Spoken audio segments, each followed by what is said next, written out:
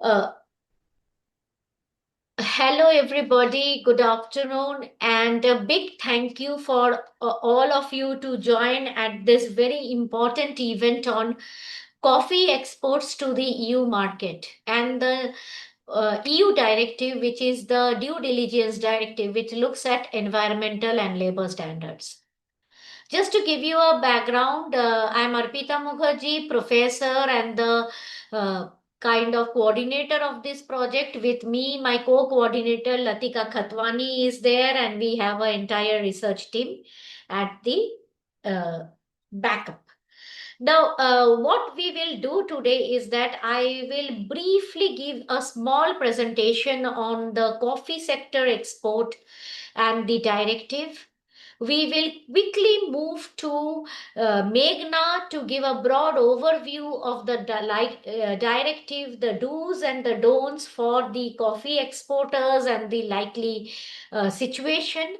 Then we move into Rainforest Alliance. Many of you are Rainforest Alliance certified, and we are very grateful to have Chandra Bovo from Chandra. You are from Indonesia, if I'm not mistaken, who has joined us from Indonesia. Correct, Chandra? Yes, correct. Thank you. And yes, he has gracefully agreed to join from Indonesia. That's amazing because there are a lot of questions on Rainforest Alliance.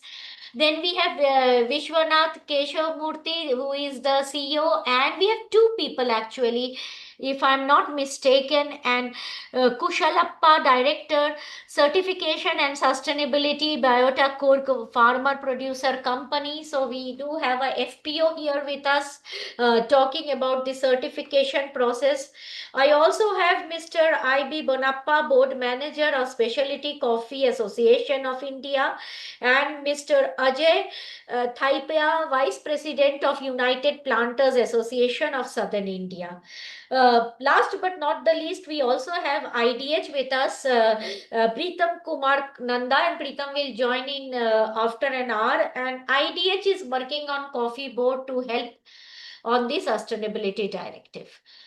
Uh, there are some things we need to think through as we go down and we discuss this directive. The first thing is that coffee globally has many types of certifications that are coming up, and we really are at a stage where we are trying to understand, and we are also written to the global counterparts to understand that what are the likely certification in coffee. Anu, you may change the slide to my presentation slide. Coffee is also under the EUDR. So deforestation directive is now applicable on coffee, and you will have a lot of deforestation related queries which Chandra and Preetham will be able to probably help you through. So there are some of the queries as I take you, and maybe you have more. Please do bring it before the presentation of Chandra and Preetham so that they may help you. If not, we will go deeper and we will try to locate some answers to them directly from the European Commission. Now, let's go to the next slide.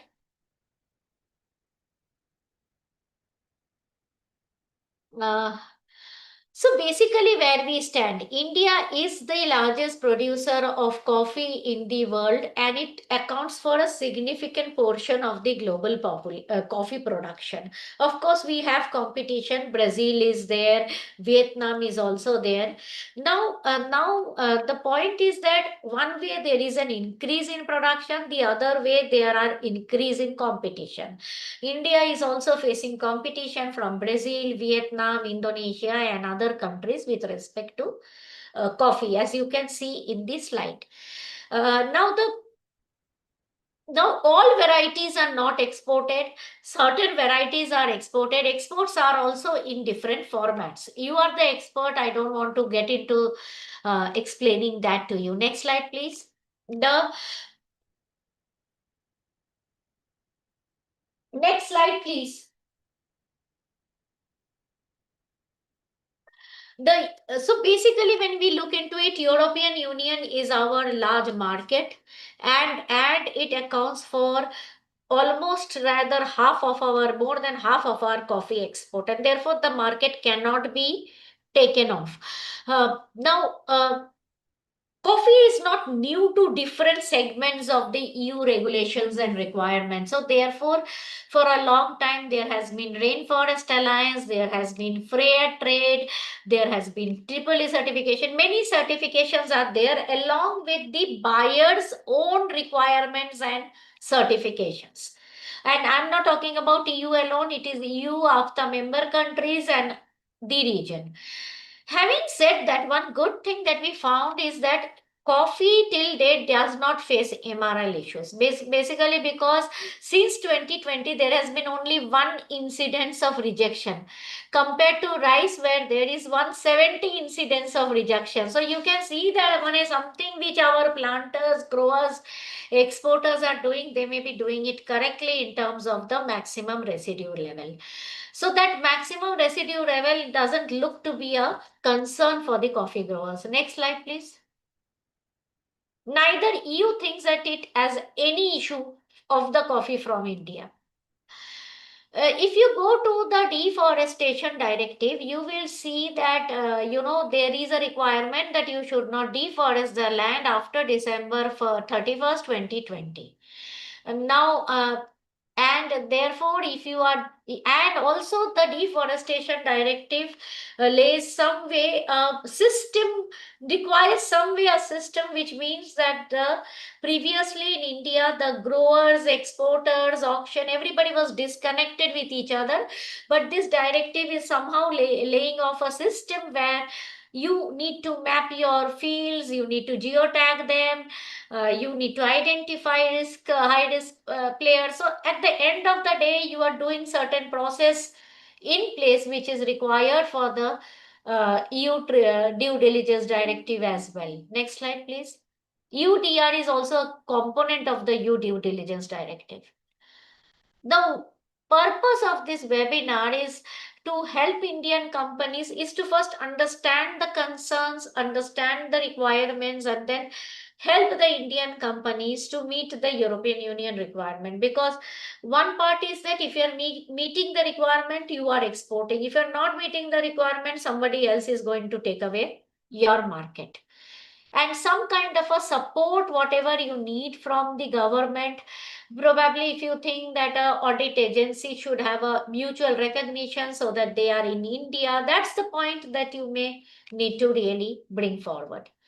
Next slide, please. So some of the things that you have to think through as you both, as an attendee you will be asking question, as a presenter you will be presenting. So basically what we need to understand is traceability there till the farm? So geotagging is just a simple way of explaining that whether you are able to understand the entire supply chain or are you a part of the entire supply chain. The second question is that are you doing certain deforestation activities that may be considered as deforestation? There is a huge confusion, and Chandra, probably you and Preetham will be able to help us understand that if you plant silver oaks and if you harvest silver oaks, is it considered as deforestation in a coffee plantation? That's the bigger question. Secondly, third is that what are the standards? Because again, in coffee, there is multiple standards. There is a confusion even with the agencies that are working with European Union about which standard applies to this coffee. So that is something we need to understand. And last but not the least, what are your export related issues? European Union has done many studies, so they have their own risk calculations that can be not paying the minimum wage to child labor. But we would like to understand from you, how do you identify your risk when it comes to labor and when it comes to environment?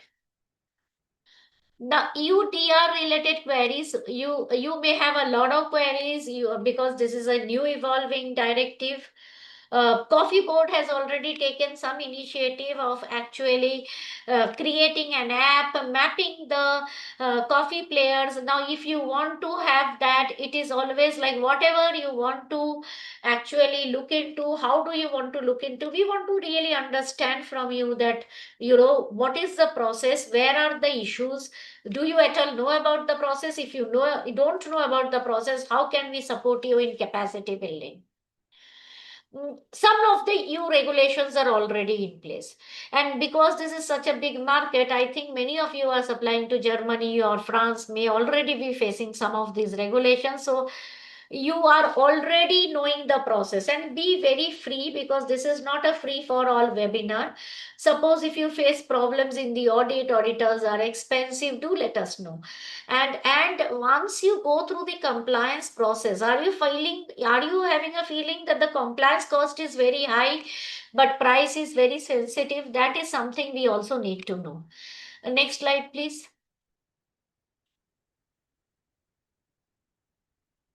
Again, labor related. The EU studies have found poor living condition, low wages, lack of worker representation, and child labor. The four risk has already been identified for coffee.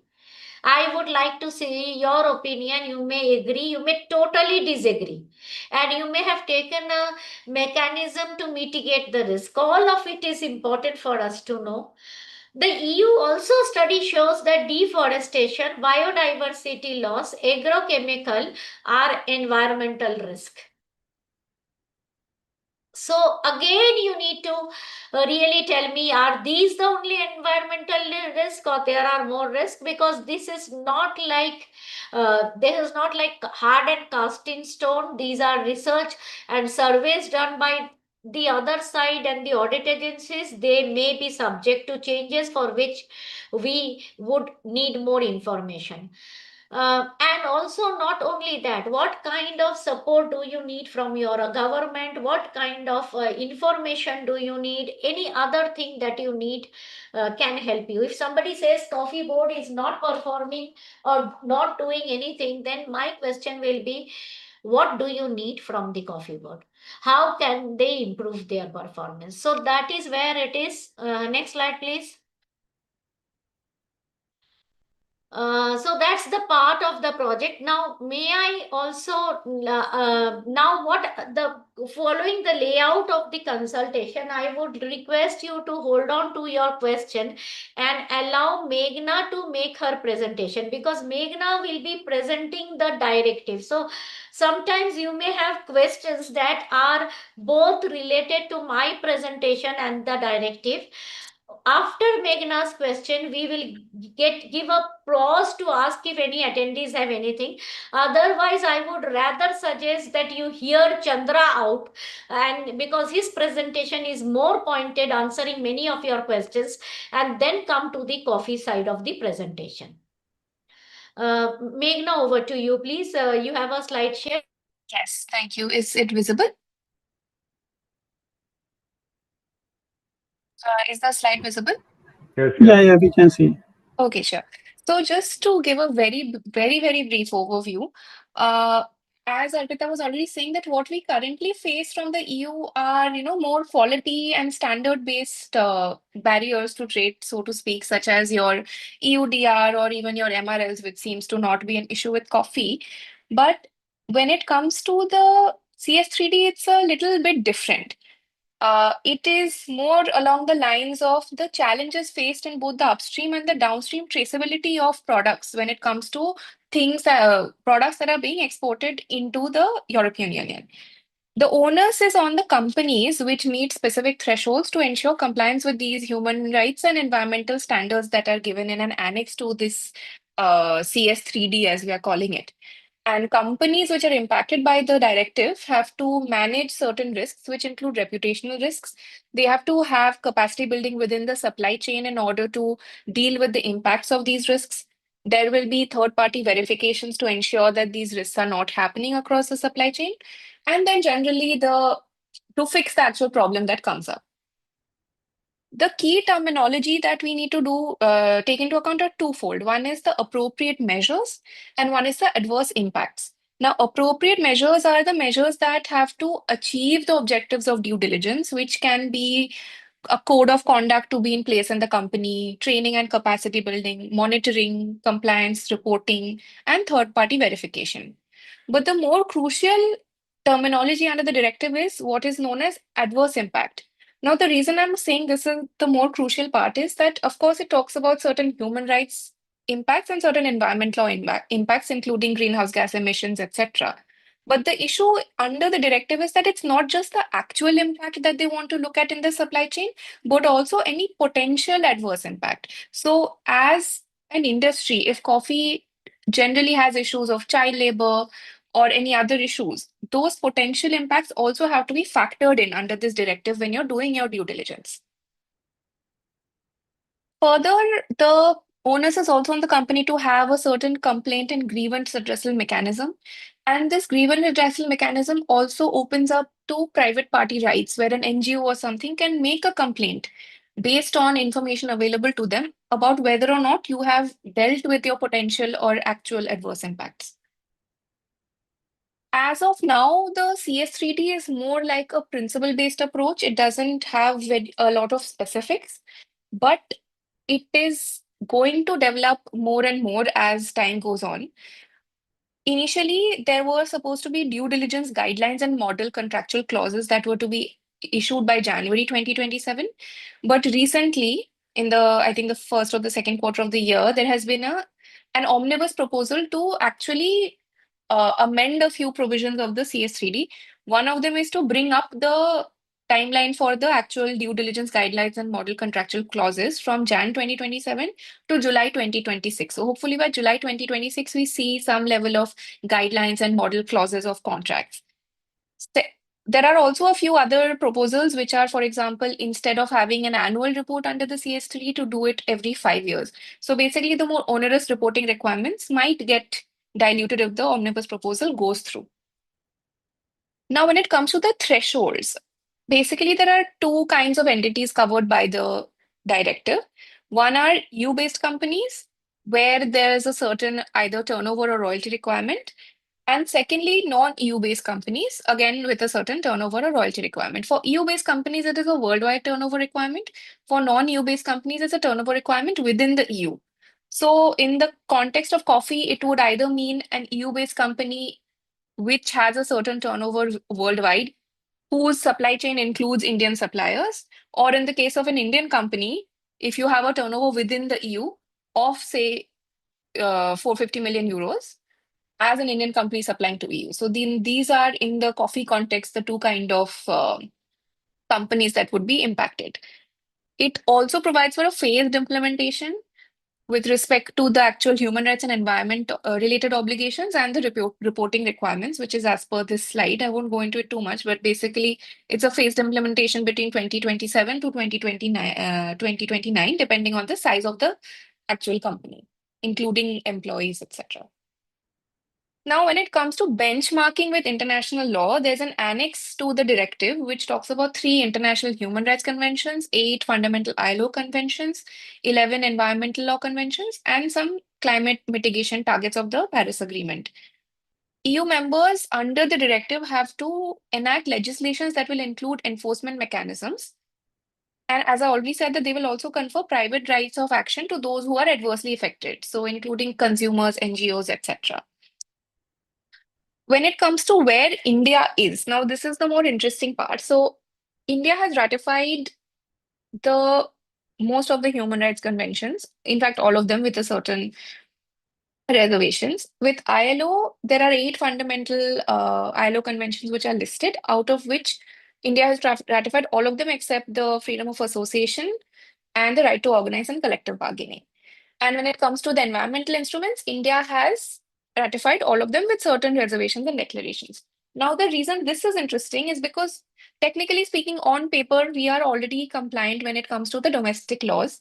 But as I already said, adverse impacts have to not only be actual adverse impacts, but also potential adverse impacts. So being compliant on paper may not necessarily meet the requirements of the CS3D, and a company might be required to actually publicize its, you know, the actions that they've already taken in order to mitigate not just actual but also potential adverse impacts.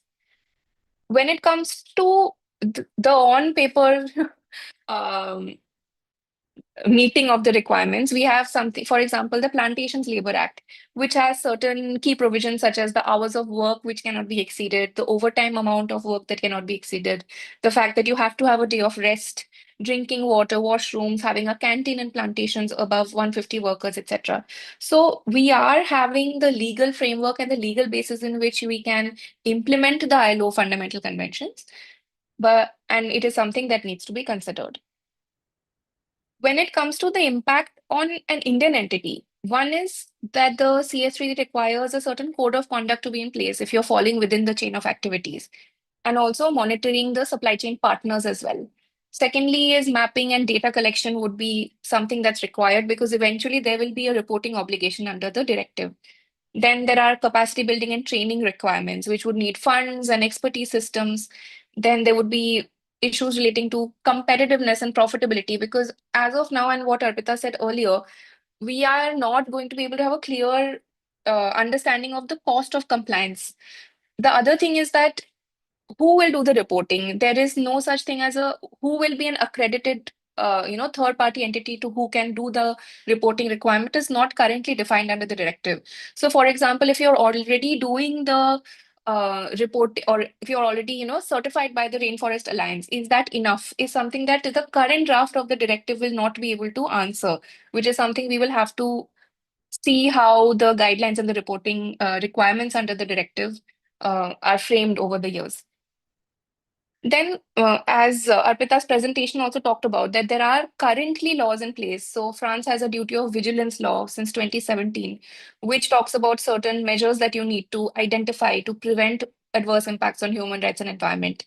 And under this, there are ongoing lawsuits by private agencies and NGOs against, for example, Total Energies for human rights abuse in Yemen and BNP Paribas for deforestation in Amazon, which are still currently ongoing. Similarly, since 2021, Germany also has a supply chain law which has similar requirements. So these are all things that will need to be considered when we are talking about the impact the directive will have. It is hard to predict how the directive will go forward, considering a lot of, for example, the model contractual clauses for the company to implement with its chain of activities and its suppliers is not something that we are privy to yet. Even, like the other requirements that are yet to be formulated under the directive. So we are looking to see how it develops over time. So that is my presentation.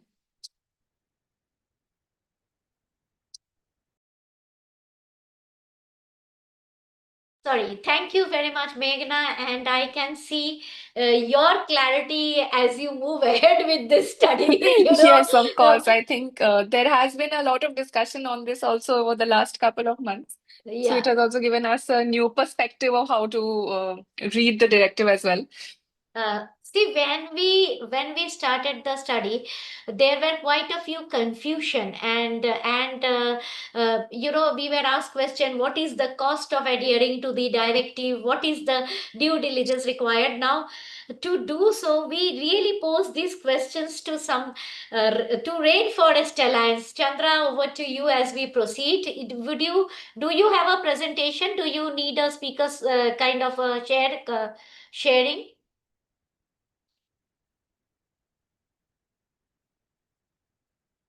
Or should we put up your presentation because we have access to that?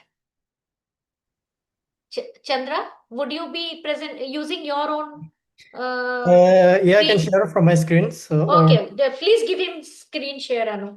So basically, when we had that and we wanted to be 100% sure that we are not missing out anything. So we really posed that question to Chandra very point blank, and to some of the questions to Chandra and some of the questions to also IDH, who have been working on this issue.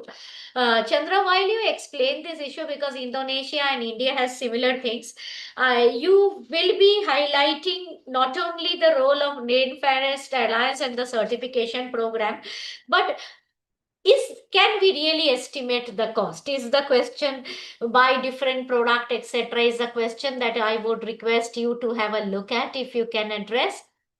And the other questions that I would think is that, how do companies move from here to the next step? And if you can also answer this question, which I posed earlier, is that is silver oak, because in India, in the coffee plantation, silver oak is often commonly used, is that considered to be deforestation? Because in many cases they are saying it is not considered to be deforestation if it is in a coffee plantation, but I would like to hear your view on that.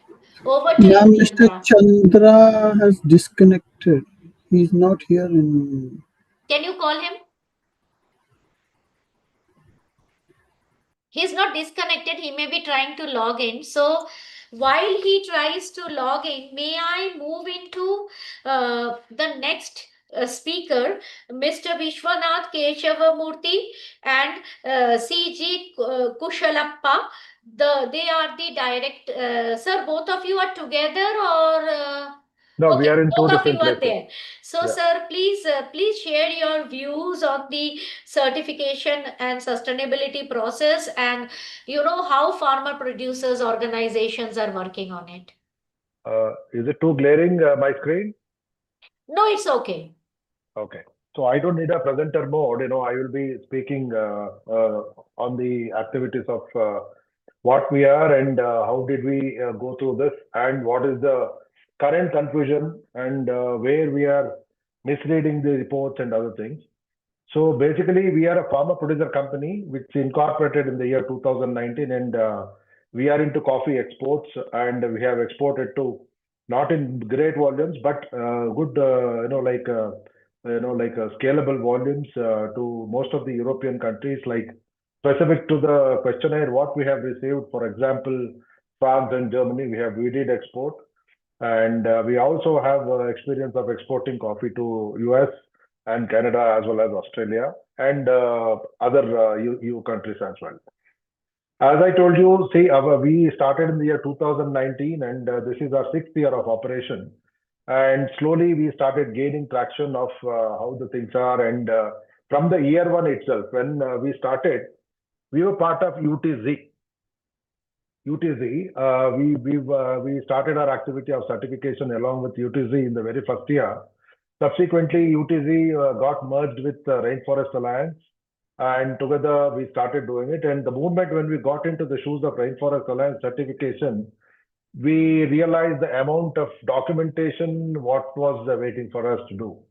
And thank God, we were able to do that because of the full support of our members. That is very crucial in this. We need to onboard all the members, and they should have a very clear consensus that they want to take up the documentation. The first question, whatever when we do, is anything which is additional to our agricultural activity, is there a premium for this additional work which I'm doing? This is the first question which we need to mitigate. So even for this matter, now that we are talking about CS3D, what is that additional funds which we can expect? This is a question our growers ask, even though this is a basic compliance for export to EU market. So these are certain questions we get on a regular basis. These are quite a big challenge for us. And the moment when we started working with the Rainforest Alliance as a smart meter, for the last 3 years, they initiated the process of collecting data such as geolocations, as a regular practice. And post after that, they wanted to have us do the polygon mapping as under the smart meter, where we had to show them the progress that we are going to do 25% this year, scalable to next year by another 50%, another 25%. So that likewise, in the 3 years, we were supposed to complete. And with the full cooperation of our members, we completed the process of capturing the polygons in the year one itself. We were able to complete that process. And the risk mitigation, like a risk assessment, which is done by the third party, that is, we have supplied the polygons in the prescribed format to Rainforest Alliance. We have uploaded it. They did a risk analysis, and there were certain points which were mentioned there. what has happened is many of the farms, that has helped us out to most of the extent regarding certain challenges what we got on a later date, along when we really start looking at EUDR compliance. What happened is many of the farms, they have opened it for creation of infrastructure. For example, labor lines, or for that matter, drying yards or some godowns. Those areas invariably will look open, because the trees are cut to accommodate this infrastructure. This is not deforestation. This is creating of infrastructure for better cultivation practices. I am happy to note that, the MRL levels of coffee have not been, or it is not at all a threat for coffee industry. That is the level of eco-friendly activity what we do for coffee. So that is not a botheration for us. But the thing is, what also has happened is in the process, year 2018, Kodagu had witnessed, not only Kodagu, in fact, Chikmagalur, as well as another coffee growing district which is adjacent to Coorg, that is Hassan, we had floods, natural calamity we had. We had lost close to about 10,000 acres of coffee plantation. And those locations, those pockets of plantation areas, which were of some of our growers, has been listed under high risk and deforested. Then we had to do a assess and address program. We had made a very clear tabulation of the area. We have done one more mapping of the polygons of that area, along with that maps where the actual deforestation has taken place. And again, those documents have been uploaded to Rainforest Alliance, and we got that cleared. But still, even today, if you look at the reports, India, even though it is considered under low, the risk categorization as far as these maps are concerned is still showing as risk, high risk. I don't know why. I don't know where that needs to be corrected. That also has to be looked at. And one more factor is, like along with Rainforest Alliance, we have to do only risk assessment of what is high risk, low risk, or nil risk, or something like that. And we were able to, all the estates, I'm happy to tell you, all the estates of our company were cleared, and we did not have any problems as such.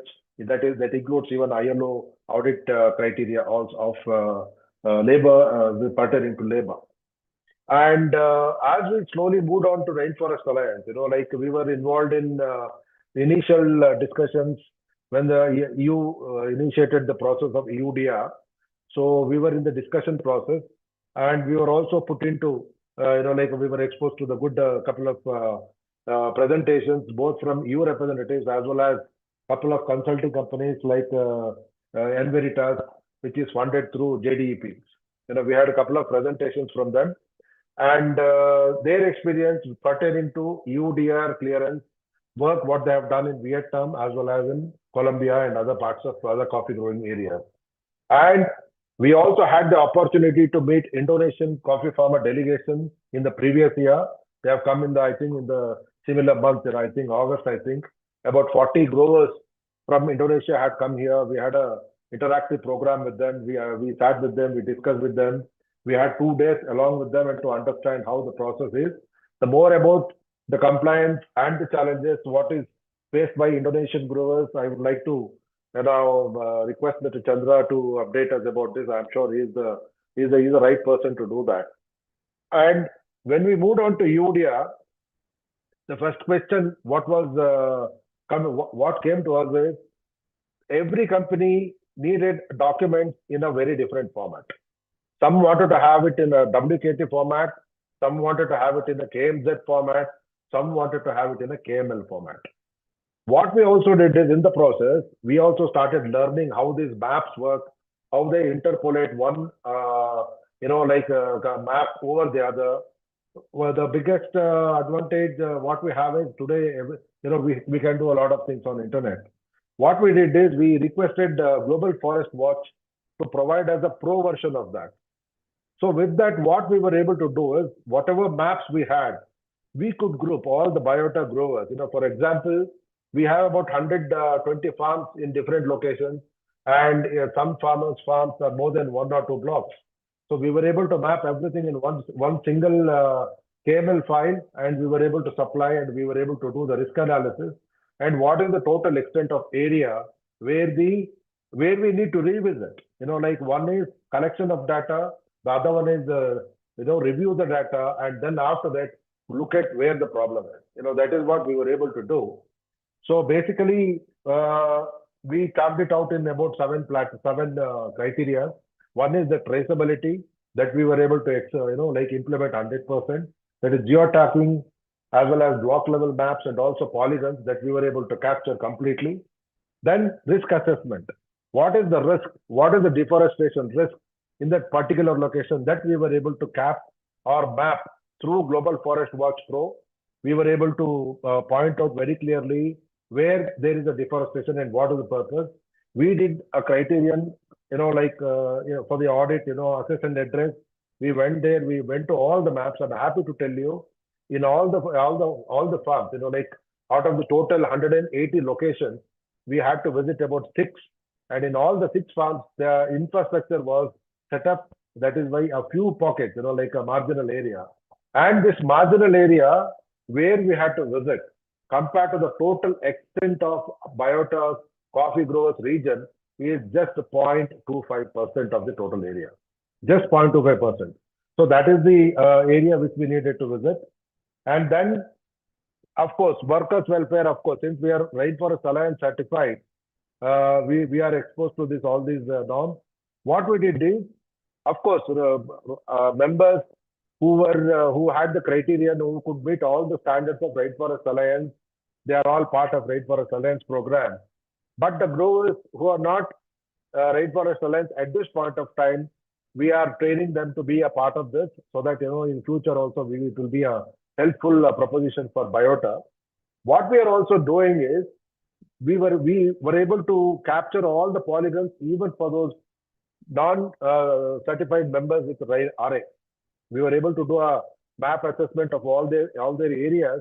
We were able to do the risk analysis of that on the Global Forest Watch Pro. So for all our exports, confidently we could share those polygons because we knew the accuracy of those data what we have collected. And tender and other equity and other things are, of course, we are well aware, and we are come under like industry norms as far as coffee plantation is concerned. We are well aware about it, and we adhere to all the norms.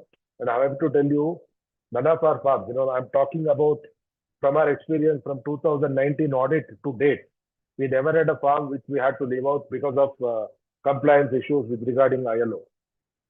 And records maintained is one of our strengths. I think that is one of the key parameters here. Track back, trace back, all those things. We were able to mitigate with our own way, so that we could do a good job on documentation. And the biggest irony today is, even though we say that we are RA certified, the buyers want to have raw data. As I already updated you, everybody wants to have it in a very different format. But what was also a thing which we did not go well with is they wanted to have intricate information about the details of the growers and the contact details that we very clearly registered and we did not share. We just gave the data of the farm with quotes. We made it very clear, if you want to have further information or you want to do a further due diligence, now that India is under low risk, you please come down to India, you point the farm to us, we will take you there, you do a physical analysis of all the documentation for your satisfaction. We are not here ready to share growers' intricate information. The thing is, it doesn't work the other way. That is the sad part of it. Like they want to have all the information from down under, but above them, wherever it goes, we will not have a clue. We also need to know where it is going. If the transparency of information sharing up to the consumer from the producer, if that chain is very well maintained, then I think it is a good win-win situation for all of us. Until that time, there need to be a mechanism where the confidentiality of the growers need to be there with the producers, not with the buyers.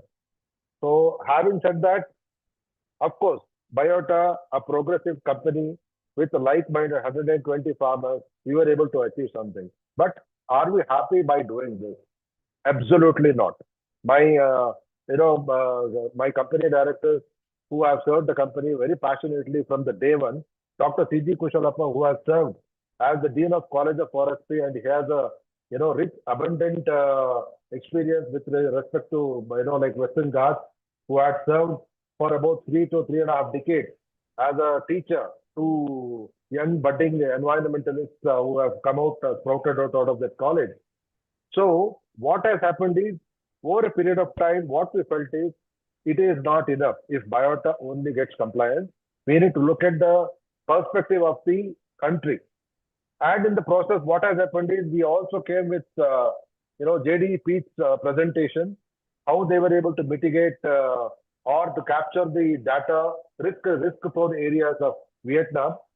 And what surprised us is, for the country, Vietnam being such a large coffee growing country, there were about 155 pockets where they had to do risk mitigation measures. Only 155 pockets. Likewise, they had a similar experience as far as Colombia is concerned. There are those two experiences they have shared. And based on that, data, what we have captured from Biota, we have prepared a sort of a doable proposition for a compliance of EUDR for a country per se. What we can do, in India, ISRO is one of the most well-respected entities. ISRO has intricate, detailed data of all the locations. They have the KML files of each and every pocket of the country. They have a specific company, like for example, in Karnataka, if you are talking about, we have a department which works along with the revenue department, which is called as KESRAC, Karnataka State Remote Sensing Application Center. There they have intricate maps. How do we know about it? At the time of flood, we had been to their office. We have very clear. They were able to very clearly map each location where the landslides have happened and where the debris have fallen and where silt has deposited. So they have very intricate data, and that we can capture. As of now, if we want to complete the process of collection of data from the Coffee Board app, we have our reservations, how quickly we can do it and what is the capacity we have. And even now, hardly any growers are aware about it. But if we ask the current panelists who have come from our location like Kodagu, Chikmagalur, and Hassan, and we are the front runners, and we have also worked with growers associations. We have a very keen eye for the betterment of the entire community. Even we are not fully competent enough to say that this app works. That is today. Now, if this is the condition of a well-educated people who are aware grower, what will be the state of those growers who are totally not aware about this? And how are we going to capture their data? For that reason, my lookout, see, India is good in negotiation.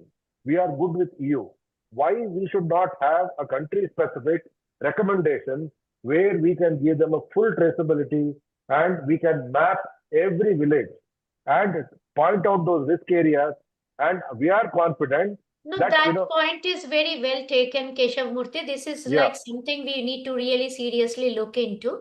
Yeah, I have two quick questions because we have Yeah. a lot of presentations here. yeah. First is that, does Dr. Kushalappa wants to add to anything into this? Yes. So if you can quickly put in your points and a little bit on bulleted part, because we are running a bit out of time. Okay. Doctor, you can take over from here.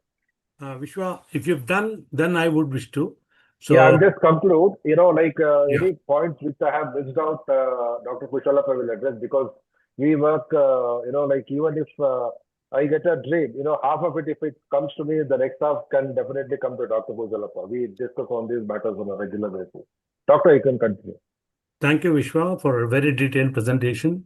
So, as Vishwa said, I've had a long tenure with the College of Forestry as the Dean, and our relationship with EU started way back in 2007 when we implemented a project called CAPNet.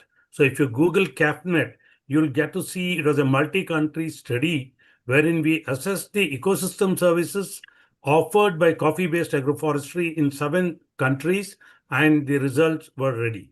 So based on these studies, we built Biota. So Biota is fully data-driven. So we have a lot of data with us related to individual farms on the tree diversity, on the bird diversity. The biodiversity issues have been very well documented, and it is peer reviewed and presented. And the best part was we had the funding was from European Union.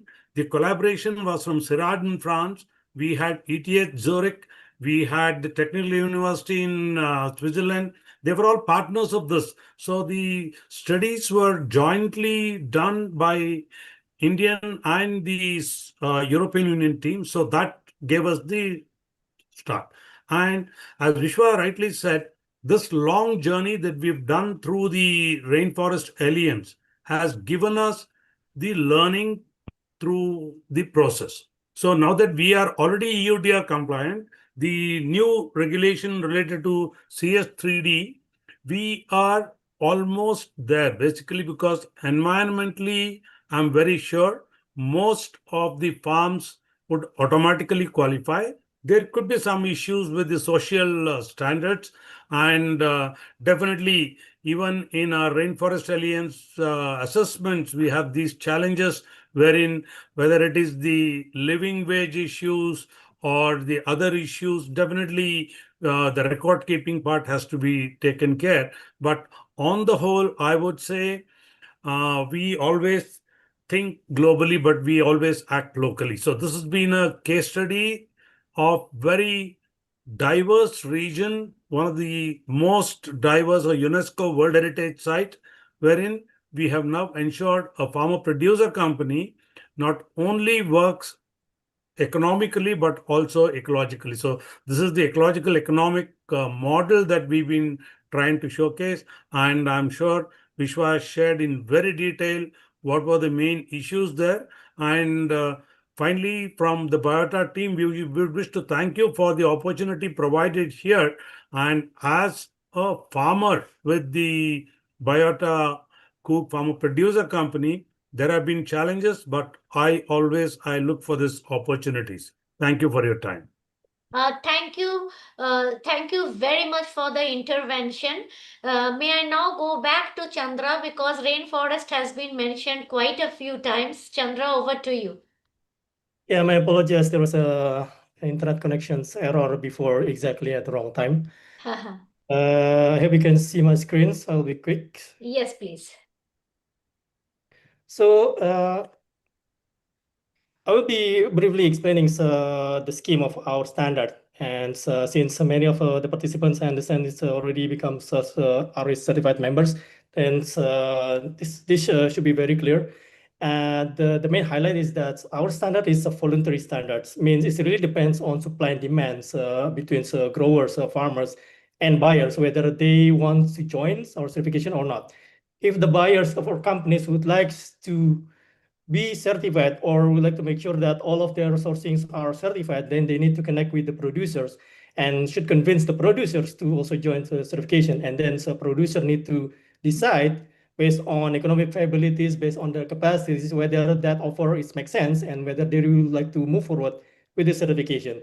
If they decided to move forward, then they need to pass the audits, and we do a lot of capacity buildings towards producers, and we also works together with the auditors to ensure the quality of implementations of their audits. And the key important things, the reason why this system works, the voluntary system works, is that because we are requiring the buyers to provide incentive. That's part of their shared responsibilities. If the buyers would like to have a sustainable sourcing, responsible sourcing, then they need to be able to incentivize. And with that incentive, we call it as premiums and previously SDSI, sustainability differential. Then the farmers, the growers can really use that to invest back into their farms towards sustainability. And this is the cost of our certifications. So if you are producers, basically, then there's a cost for audits, basically to It's an external audits to check whether the farmers already comply with our standard.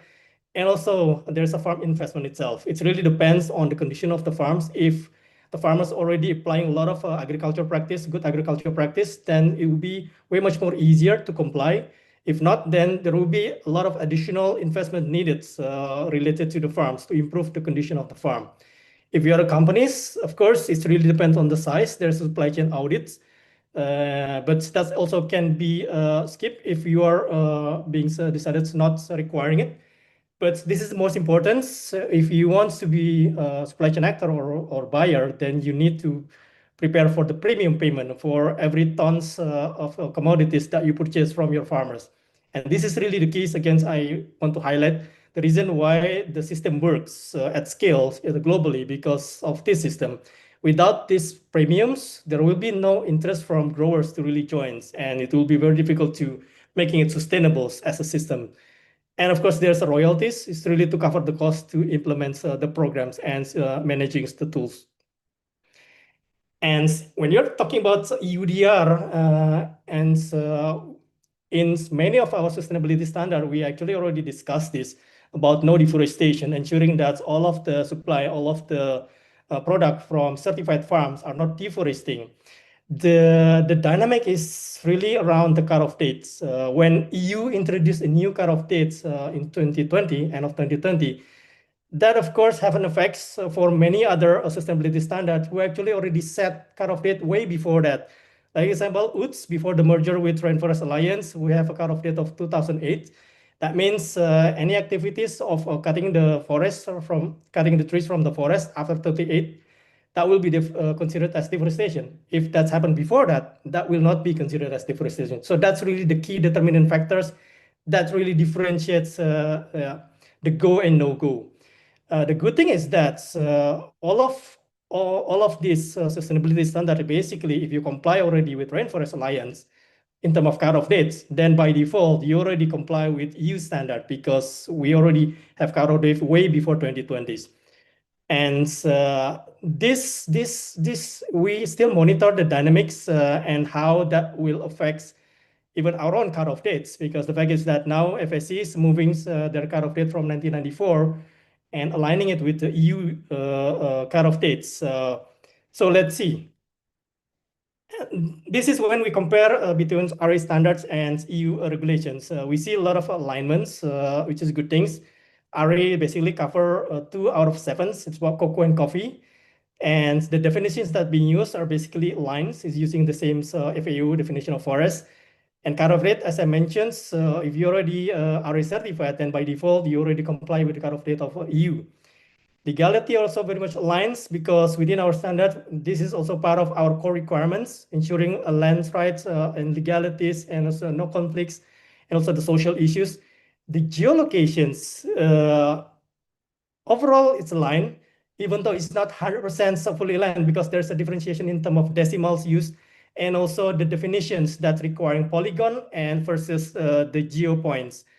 And that's why our message is that when we are being certified by RA, most of the times, mostly it will be aligned with EU, but it doesn't really guarantee a full automatic acceptance by the EUDR. And that's why within the standards, we create this optional options for our members. If they want to really ensure that they are comply with EUDR, then there is additional options you can click within our systems.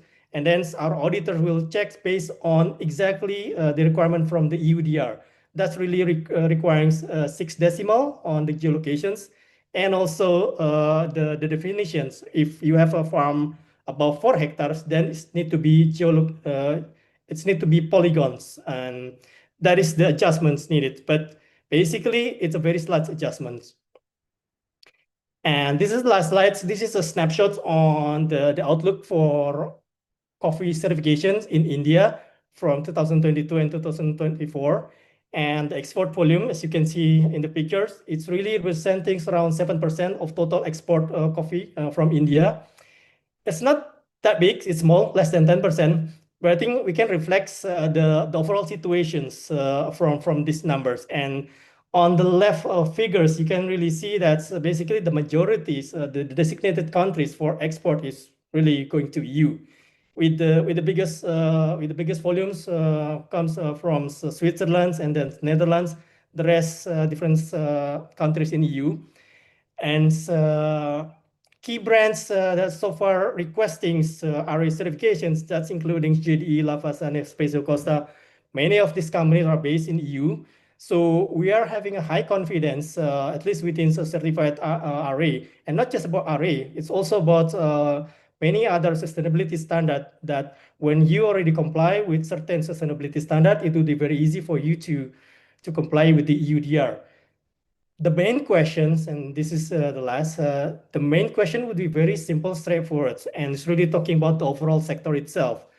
Who's going to cover the cost for these EUDR investments? Ideally, if we are reflecting back to our voluntary standard system, the buyers need to pay, because last thing that we want is that all the costs doing the geolocations is requiring investments, and doing the recording and everything that also requiring capacity buildings. The last thing we want is that all the cost is being charged to the producers, to the farmers, without anyone's willing to take responsibility for that. And this is still one of the hot negotiation topics within EU and countries. And so far, we're still looking for more clarities on this. So yeah, that's from my side. Thank you. Thank you very much, Chandra. And that's probably the most important debate even within India. And we had a chat, and there was a bit of a clarification that buyers have to pay. But given that the growers are much more than the buyers, the competition always lies, who pays what. We will come back to more questions after this, but I'm quickly moving into the presentation. Mr. Bopana, Mr. Bopana, sorry for the misspelt. He's a board of manager of the Specialty Coffee Association of India. Sir, will you be able to open your screen? Do you, Mr. Bopana, are you there?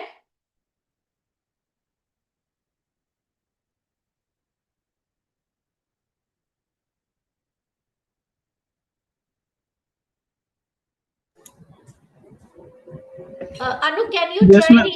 Anu, can you try reaching Mr. Bopana while I move on to Mr. He's there, ma'am. He's there in this He's thing. there, but he must be doing something else because he's not able to open his screen, or he may be facing some problem. Can you connect to him online? Oh, yeah, Yeah, now we I'm can here hear. online. Can you hear me now? Yes, we can hear you, and we can see your presentation as well. Yes, please. Can I go ahead and Please do, present? please Yeah. do. Yeah, I'm Bopana. I'm a coffee grower and also a member of the Specialty Coffee Association of India, and also a founding director of Biota Coorg. You heard my other colleagues, Vishwanath Yes. and Mr. Kushalappa talking earlier. So I'm just going to cover this whole topic of what is the relevance of EUDR to Indian specialty coffees, what could be the potential, and what could be some of the challenges. So just a few slides. Basically, these are talking points. So I'll just run through it. I think most of the other topics have been covered by the speakers earlier. Yeah. Sir, So can you do me a favor? Can you yeah, just sure. put it in the slideshow mode? Yeah. I was just about to do that. Yeah. Is it Thank okay you now? very much, sir. Yeah. You're Thank you welcome. very much.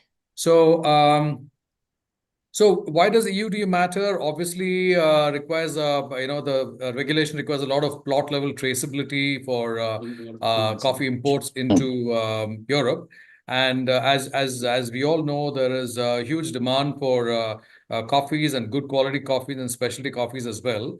So these are all high end buyers, and for a long time, with or without EUDR, they have always been requiring certain verifiable ethical sourcing, best practices and transparency in the supply chains. And as far as India is concerned, we do have, I'd like to say, a smorgasbord of coffee growing regions. Primarily those which are in Karnataka, in Coorg, Chikmagalur, Hassan, Manjrabad, so on. And you all be aware that Coffee Board has got some very nice very origin specific, region specific logos for these coffees as well. So we have a lot of not only visual cues and marketing material, but we also have the very diverse set of coffees which can be sourced and which can be produced from India. So it's a huge untapped opportunity at this point of time, as compared to some of the other countries like Central America and so on. Very small portion of our coffees are sold as specialty coffees, and I think if we can combine EUDR and traceability and everything else, it has potential to be a force multiplier for Indian coffees. So essentially, if we were to align with EUDR and link that to specialty coffee, and I've got a few ideas in terms of how that can be done, which I'll talk in the later slides, it essentially elevates our market access credibility and also helps us to get better pricing. So what is really specialty coffees, just for those who are not familiar with the topic, and what is the potential? Specialty coffees essentially are coffees which at the farm level we do a lot of experimentation on fermentation, which again helps to unlock some of the rare cup profiles. There are also the genetics related to the coffee plant itself and the different cultivars like the SLN 795, Chandragiri, Selection 9. These are some of the blockbuster coffee varietals which we have, which have the potential and which are relatively unknown in the global coffee market, especially in Europe, which as you have said before, as you know, accounts for a bulk of our exports. So what also happens in the case of specialty coffee is we are able to tell stories. There is a lot of depth in terms of the narratives, in terms of estate legacy, as you know, especially in the district of Coorg, where I'm based, and we have a 150-year-old history of growing coffee, and the terroir and all of that is ideally suited. And again, the good news is that with little effort and by leveraging EUDR, European buyers who are already familiar with Indian coffees and the different districts where the traditional Indian coffees are produced, so we can sort of link traceability and sensory aspects to the whole story and align ourselves with what the market wants and what the buyer wants. So moving on, this is basically some of the basic, very, very broad framework for compliance and classification. So when we talk of classification and, in the specialty coffee industry, we have the SCA, Specialty Coffee Association, which has certain very well-documented sensory scoring charts and so on. And that's evolving a lot. And there's a latest version of that which has been released, which brings in not only sensory scores, but also other scores related to terroir and some of the other non-tangible, non-sensory related aspects as well. And also these help to, trace the traits of certain lots of specialty coffee. So as all the speakers have said earlier, the basic premise of EUDR is about geomapping estate plots. So that also fits in very well with EUDR requirements. Obviously, deforestation is not something, especially in India and especially in most of the coffee growing districts here. We have a one of the best agroforestry based coffee cultivation practices.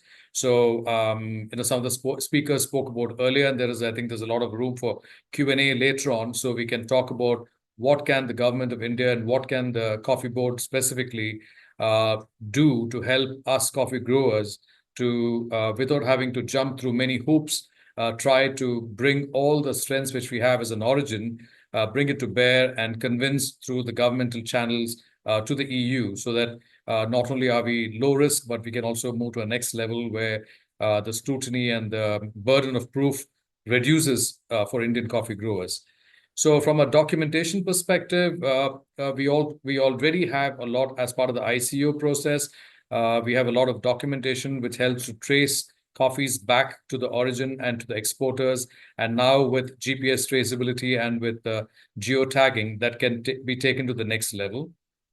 And finally, We could also have some sort of a labeling certified, like for example, the Dr. Chandra talked about RA certification. There are a few other certification bodies as well.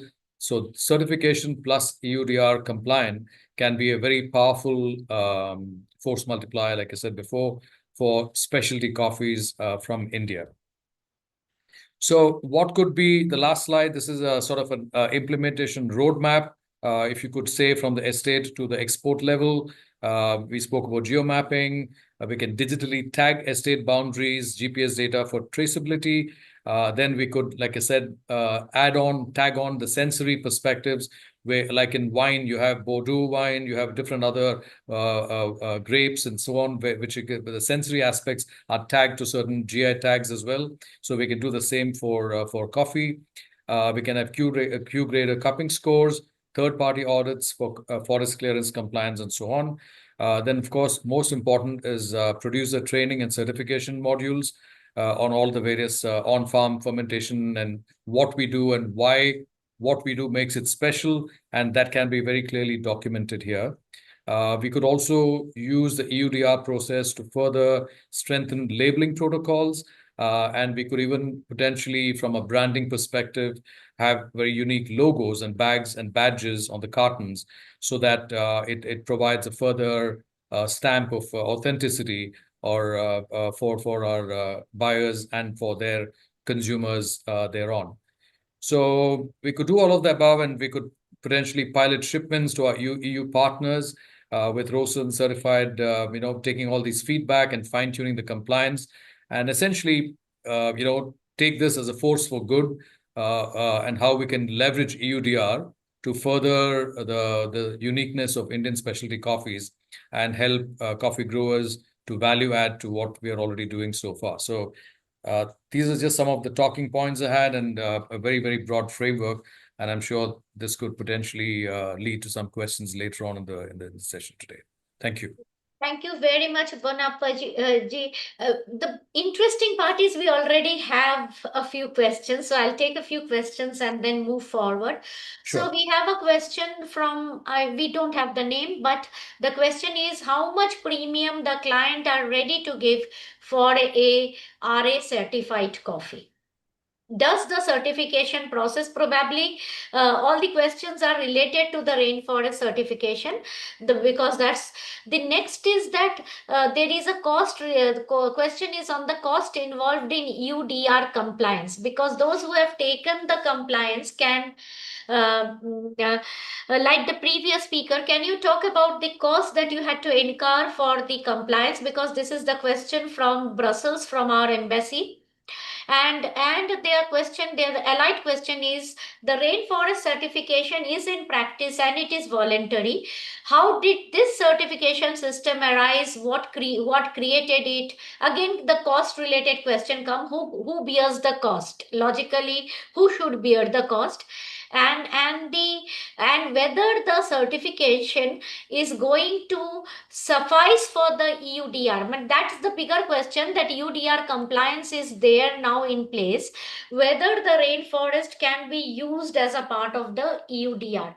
So some questions, over to you, Chandra, for responding. Chandra, you can see the questions in the chat. If you can respond to whatever you want to, then I would go to the growers and the FPOs. Yes, thanks. On the premium, it really depends on the negotiation between suppliers and the buyers. But in my slides, on the first slides, actually, it's quite tiny. But from our average figures globally, it's around $50 per ton, per metric tons of coffee. But again, it's really up to the negotiation between the growers and the buyer. And whether it's already in practice, yes, I think we already exist more than 30 years, and we keep learning by doing and hope to always improve. And it is voluntary. And who should bear the cost? As I mentioned, buyers should bear the cost, and that's why this premium concepts we established. Without that, then it will not work. Simple as that. Does an existing RA certificate suffice? It can help. It can support, because, as I mentioned in some of my slides, it's very much aligned with what's being required by the EUDR, with caveat that it will not be automatically accepted by EUDR, because EUDR doesn't have like auto acceptance to any sustainability schemes. They have their own systems, and so that's why in our certification there's an option for members. If they want to ensure full compliance with EUDR, then they can opt for that options, and then that will be checked by the auditors for the compliance, especially on the decimals and also the definition of the farms and the polygons. So I hope that's answer all the question. Thank you. Thank you. Anybody has anything else to add to it? The speakers, previous speakers? So at this point of time, it is considered as a compliance requirement. Like the buyers, with great difficulty, we could get some leverage out of it. Like by close to around say $200 per metric ton. That's all what we could do. But actually, it should be at least $500. Otherwise, by doing all these exercises, it won't help us, take it to the next level. Like we have to fulfill all the compliances, but nobody is ready to pay. This is the sad part of it. And another factor is, as I already updated, every buyer wants to have their own methodology of documentation capturing. So this is a big problem, big challenge for us. Like as I told you, the different formats we had to do, and in that, sometimes we also get into some mistakes and a lot of challenges we had to meet because of that.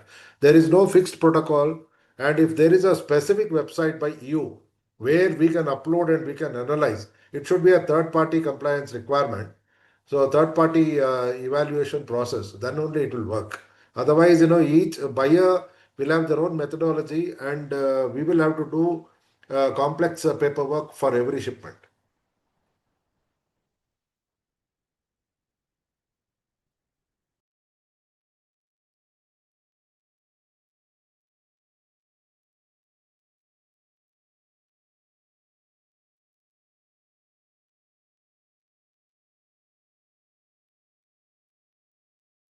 May I add a point on the subject of premiums? Yes, so we did have a point on the subject of premiums, and you please, you can respond to it. Yeah, just to add on to what Vishwanath said, the point is that as we get more regulations from the EU, I mean, we are grappling with EUDR, and then there is also the provisions which one of the speakers mentioned earlier in the presentation about social and environmental and so on. See, it's all very fine to sort of have a compliance diktat, so to speak, put on countries who are exporting into the EU. And it is all very contextual in terms of if you talk about labor laws, and if you think about labor conditions and so on and so forth, what might be relevant in Europe and some other countries may not be relevant in India. So by putting on more and more and more regulatory burden, and it's all okay, like Vishwanath said, if you're able to pay 500 rupees or 1,000 rupees more, but then you want a product also at a very competitive price. So at the same time, you should not increase the burden on the producers. Now, we all understand today we are in a world where we are a world of equals. We can't have somebody value signaling and pontificating on what should be done. Whereas I think we all, as coffee growers, we understand our responsibilities to our labor and to quality and to everything else.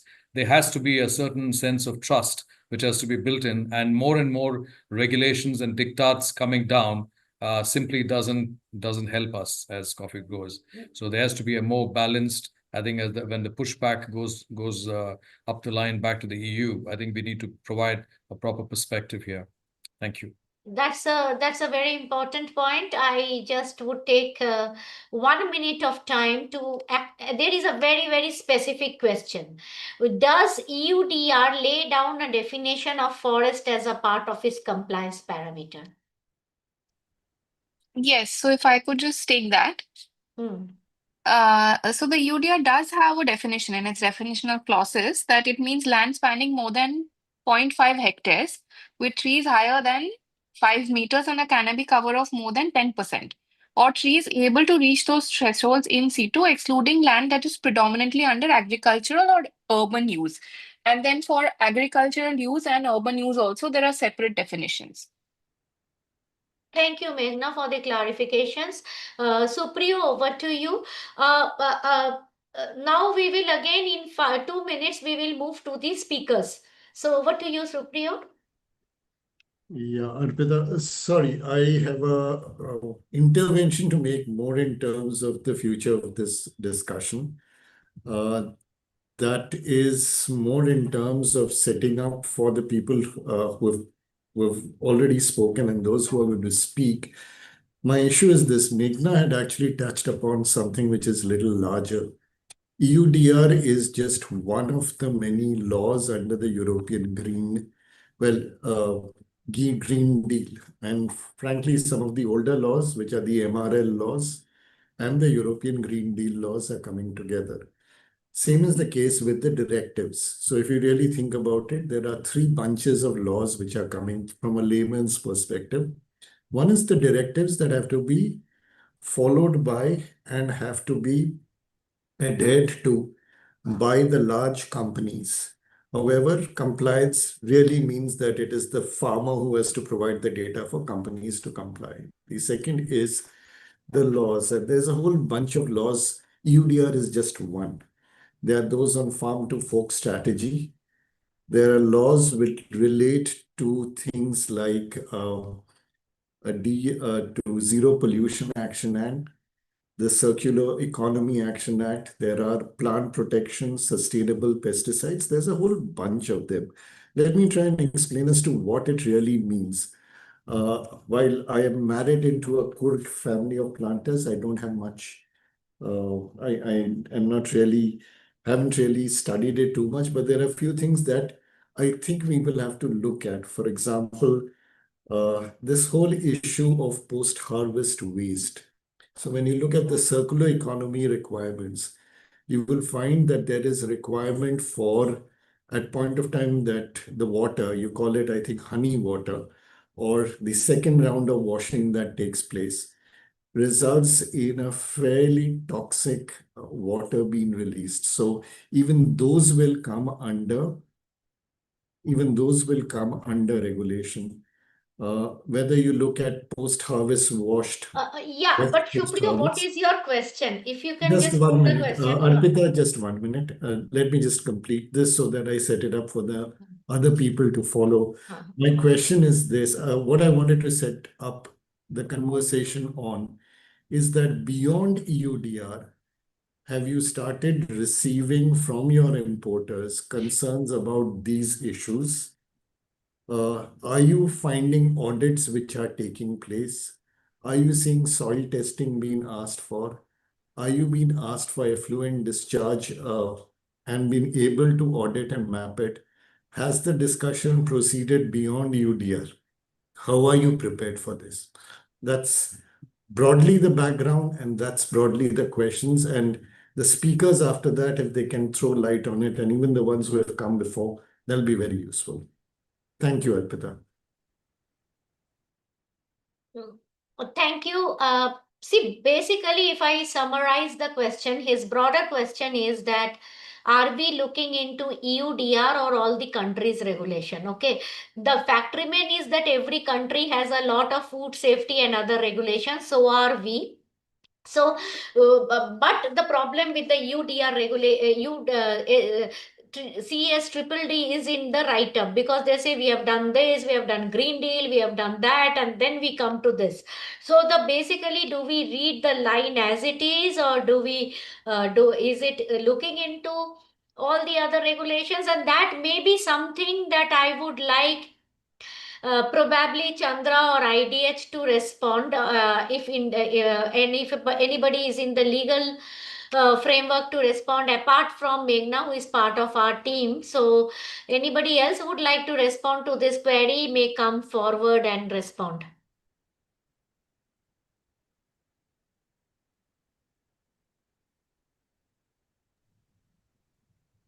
Hi, Arpita. Ha. Pritam here from IDH. Yeah. Yeah. So well, I have a few slides that I was asked to prepare to Yes, present please. You on. can go with your slide, and part of the Should I? question But that this let is me answer raised. this question in one line and then I'll go back.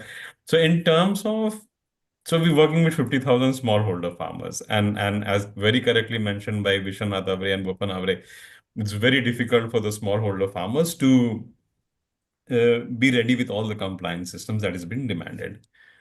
So apart from the fact that they need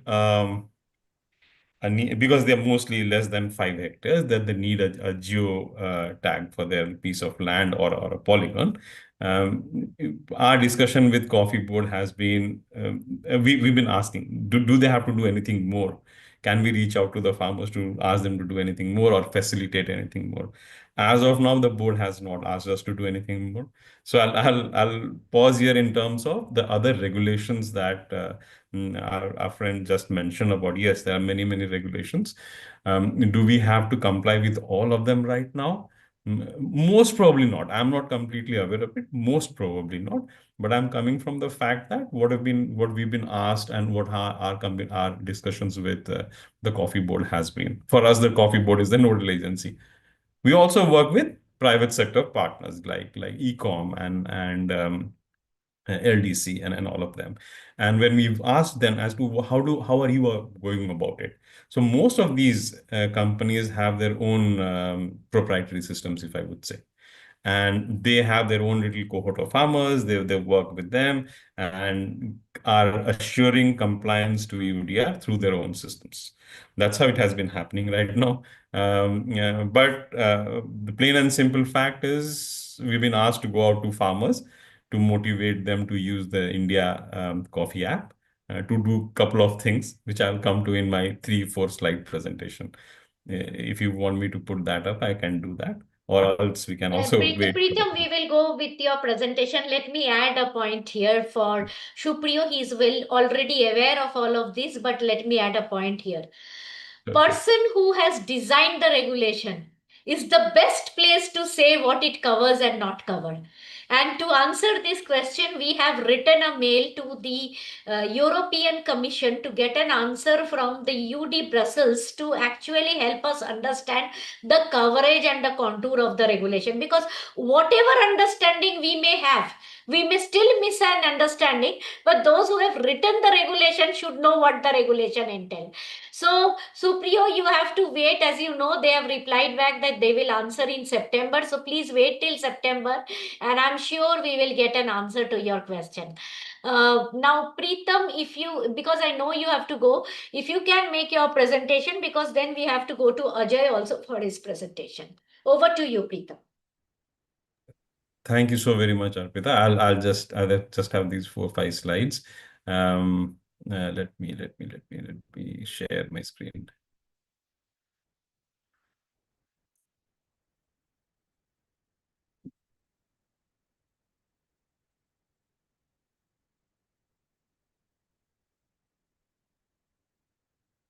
Can you see anything at all? I'm trying to. We can see it, but you need to put full screen. Yeah, now? Yes, now it's better. Okay. Thank you It's so good, very actually. much. Thank you so very much. And thanks everyone for the patience. I'll just speak very briefly on a program that IDH has initiated with the smallholder coffee farmers in 3 districts of Karnataka and 1 district of Wayanad in Kerala. We call this the India Coffee Climate Resilient Landscape. We started off about 6 to 8 months ago, and the whole program is about working with smallholder coffee farmers as of now. We plan to work with 50,000 of them to help them adopt regenerative agriculture practices, to work with them on having sustained livelihoods. And as we keep on working with them, as we get on board some private sector partners and technology partners, we also want to see how do we decarbonize the whole coffee supply chain. Sorry about the animation. Okay. Yeah. So these are certain sustainability challenges that we found, and while we are speaking to very many institutions who've already been working in the coffee domain, nothing new. But these are some things that that we as IDH have been working across in multiple other countries, and we're trying to get some of that expertise back here to India, trying to work with institutions and as always as well as government institutions to work around these. Yes, there are erratic and unseasonal rainfalls, lowering yields. Can there be some level of prediction about this? Can there be some level of mitigation in terms of for helping smallholder farmers around this? We've seen the carbon footprint is very high. Indiscriminate use of agrochemicals, especially around smallholder farmers, because in a tiny piece of land, the amount of fertilizers that they use is much higher to improve their yields. Can we do anything about it in terms of reduction of the use of chemical fertilizers here? And then hence working around the whole aspect of remedial measures on above the soil.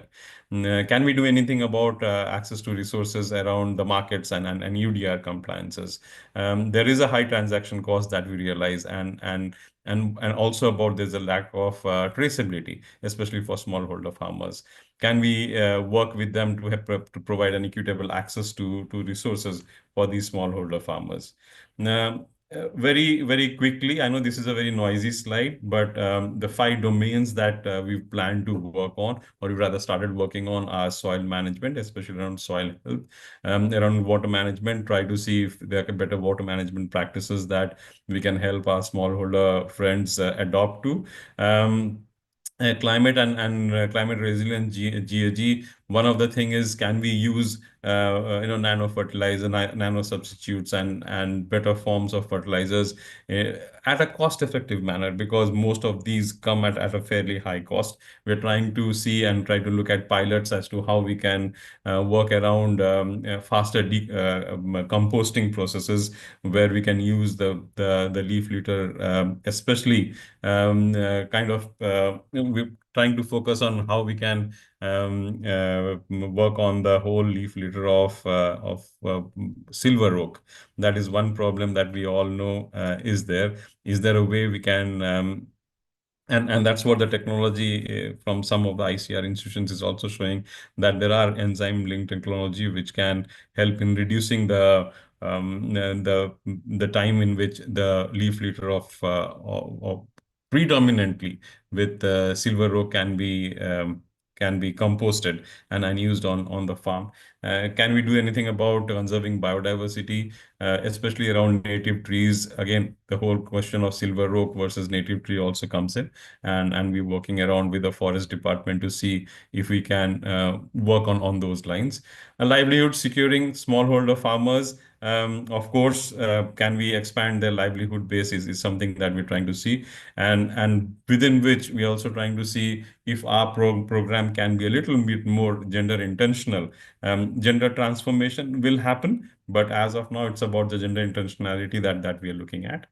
As I mentioned, this is the kind of the geography we're currently focusing on: Chikmagalur, Hassan, Kodagu in Karnataka, and Wayanad in Kerala. Now, as of now, we've gone to about 36,000 farmers enrolled, which means these many farmers have given their name, phone number, and a little bit of a data about themselves, so that we have enrolled them onto our program. So what we basically are trying to do is we're trying to run a very many community level training programs through some of our implementing partners.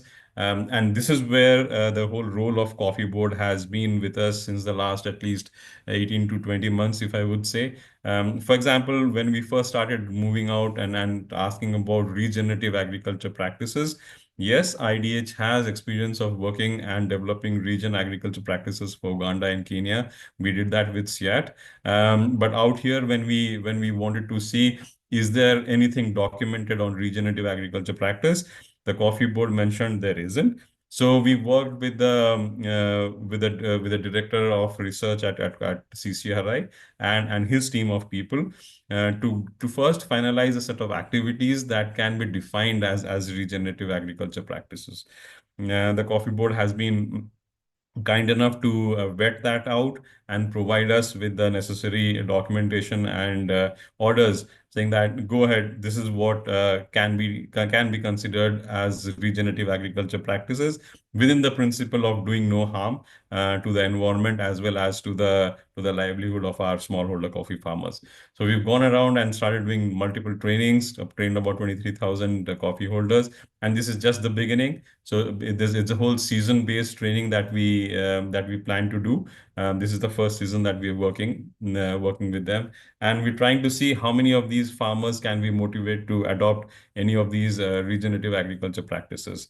Overall, by March 2027, we have an aim of working with about 50,000 smallholder growers and reach out to close to 100,000 hectares of farm where regenerative agriculture practices are being adopted.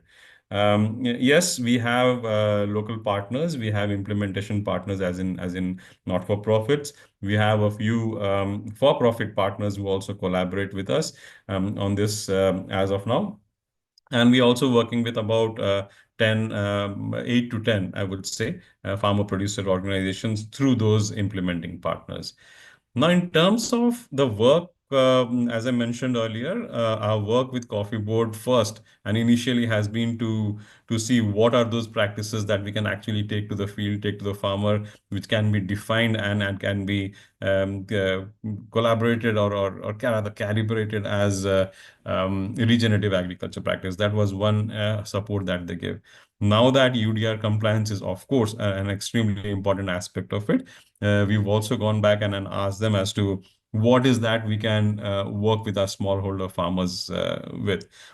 Because large farmers, as such, are having all these problems and the questions that I was hearing. Mr. Bopana just mentioned about them. Vishwanath Avare just mentioned about them. And then so the coffee board comes up and says that here is an application. Could you help us propagate this application in terms of getting smallholder farmers to start using it first? So we said, okay, but then there is, because we are a not-for-profit international, we cannot hold on to this data. We said, how does it happen with the Digital Data Protection Act? Where does this data stay? So the coffee board has mentioned that it is their responsibility to keep the data of the farmers, of the smallholder farmers, safe. We asked, what do you want the smallholder farmers to do initially, or at least on this application? Because I have this application on my phone, but I can't log in because I'm not allowed to log in. I have to give in my patta number or something like that before I can log in. Now, the smallholder farmers will be expected to have at least two things. Initially, the geo coordinate of the land for sure, and then the polygon. Now, easier said than done, because what if the polygon is not correct? So that's what the whole discussion with Coffee Board has been, that during their training programs, we will basically get a whole set of our outreach functionary, who are about 65, 70 of them as of now, to get trained on this application, motivate the farmers, help them, at least show them how to do it the first time around. And once it is done, we believe there is also an authentication process that the coffee board will be taking up, especially in terms of the polygons. So this data set basically rests on the servers that they have prepared for this to keep on. And then what we've also heard from Coffee Board, and this is also something that they have gone back to because through the ministry, we believe they've also gone back to the European Union to seek some more, I would say, concessions that can happen, because India is now considered a low risk country. We are still not privy to that discussion, but we've heard that they have gone ahead and been asking some more concessions, and been asking for some more queries to be clarified. Now, this is where we stand in terms of working around EUDR compliance with the thousands of smallholder farmers we are trying to target. I'll pause here, take any question. We also have some experiences from our other landscapes, basically Vietnam, Uganda, and Ghana. Ghana is, of course, cocoa and all. But similarly, in every single country that we see, It has to be the nodal agency has to be a government organization, a government structure that takes responsibility of this. Both in Vietnam as well as in Uganda, we've seen the government take this up in a very proactive manner. And we believe Coffee Board as of now is starting to do this process, and hence it will also come up with its system. But exactly on the India Coffee app, I will leave it to the practitioners to comment or to say how it works or doesn't work, because I have not personally been able to use it, as I mentioned. Yeah, I'll pause here. Thank you, Preetham, for this very candid presentation, in spite of the fact that you bring me to my actual main question. How, many exporters are saying they are not registered with the Coffee Board. Okay, is that true? And does the registration or the non-registration matter? That's the question that I would like, because Ajayji, you will come next as a planter association of southern India, and many of you have different experiences with the Coffee Board. Preetham, there is a very important point which I would like it to be discussed and debated, that we have an app. Is the app working?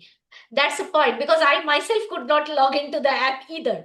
There are three We or can't, we four can't. We have to very give a number. Yeah. there are three or four very interlinked questions. And like, for example, Nanda Beliappa ji has written a question that which so many, in case of tea there are two certifications, trust and rainforest. In case of coffee there are so many certification, and which certification is good? And I think Latika was trying to find it out. Latika, what was your last status on this?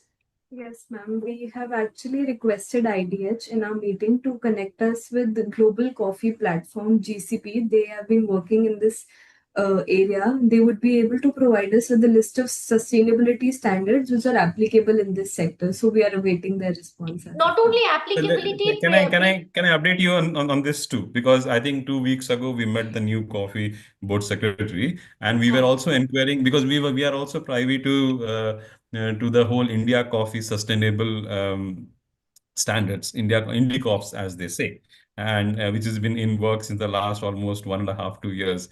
We've seen the first draft of it. We provided the first set of comments on it, and I think the Coffee Board is very close to hopefully releasing it this year, because there is now a committee that works on this. We are also trying to work with them exactly on the same thing as Latika has just mentioned. They wanted connects with the International Coffee Organization, and our global coffee team. There are members in our global coffee team who basically also sit in the International Coffee Organization. But in terms of which certification is the best, that is something.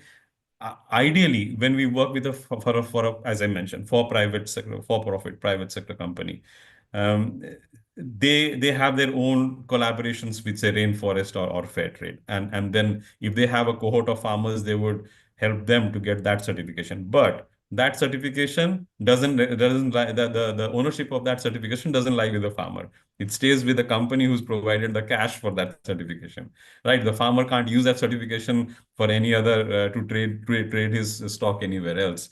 But in terms of certification, we as an organization do not profess or suggest any certification at all as of now. We're just waiting for India Coffee sustainable standards to come in, because for us, looking at the costs that are that are there, the smallholder farmers, we just cannot ask them to go ahead for certification. Thank you very much. I think that answers the first question.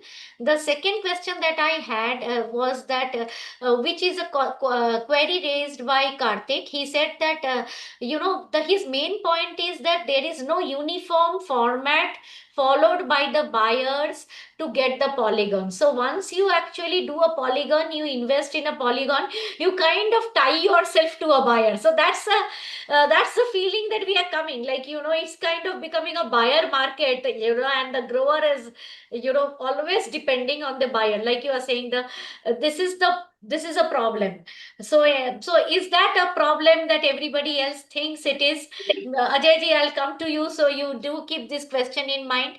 The other question is that again now the point is that there is a lot of activity that they talk about ICRIA to do. The point is that we are here to write a report. Okay, so that's our primary objective. Training session will come up only when the training modules are developed. If Coffee Board develops a training module on sustainability, it is there. But otherwise, like Rainforest has its own training modules, they are doing the training. So the different agencies do have their training model. They are already doing the training. Somewhere where ICRIA needs to do the training is where we need to actually first have a module that is India centric or ask the Indian government to do. The last question that was given, that I'm actually responding the questions live as we go.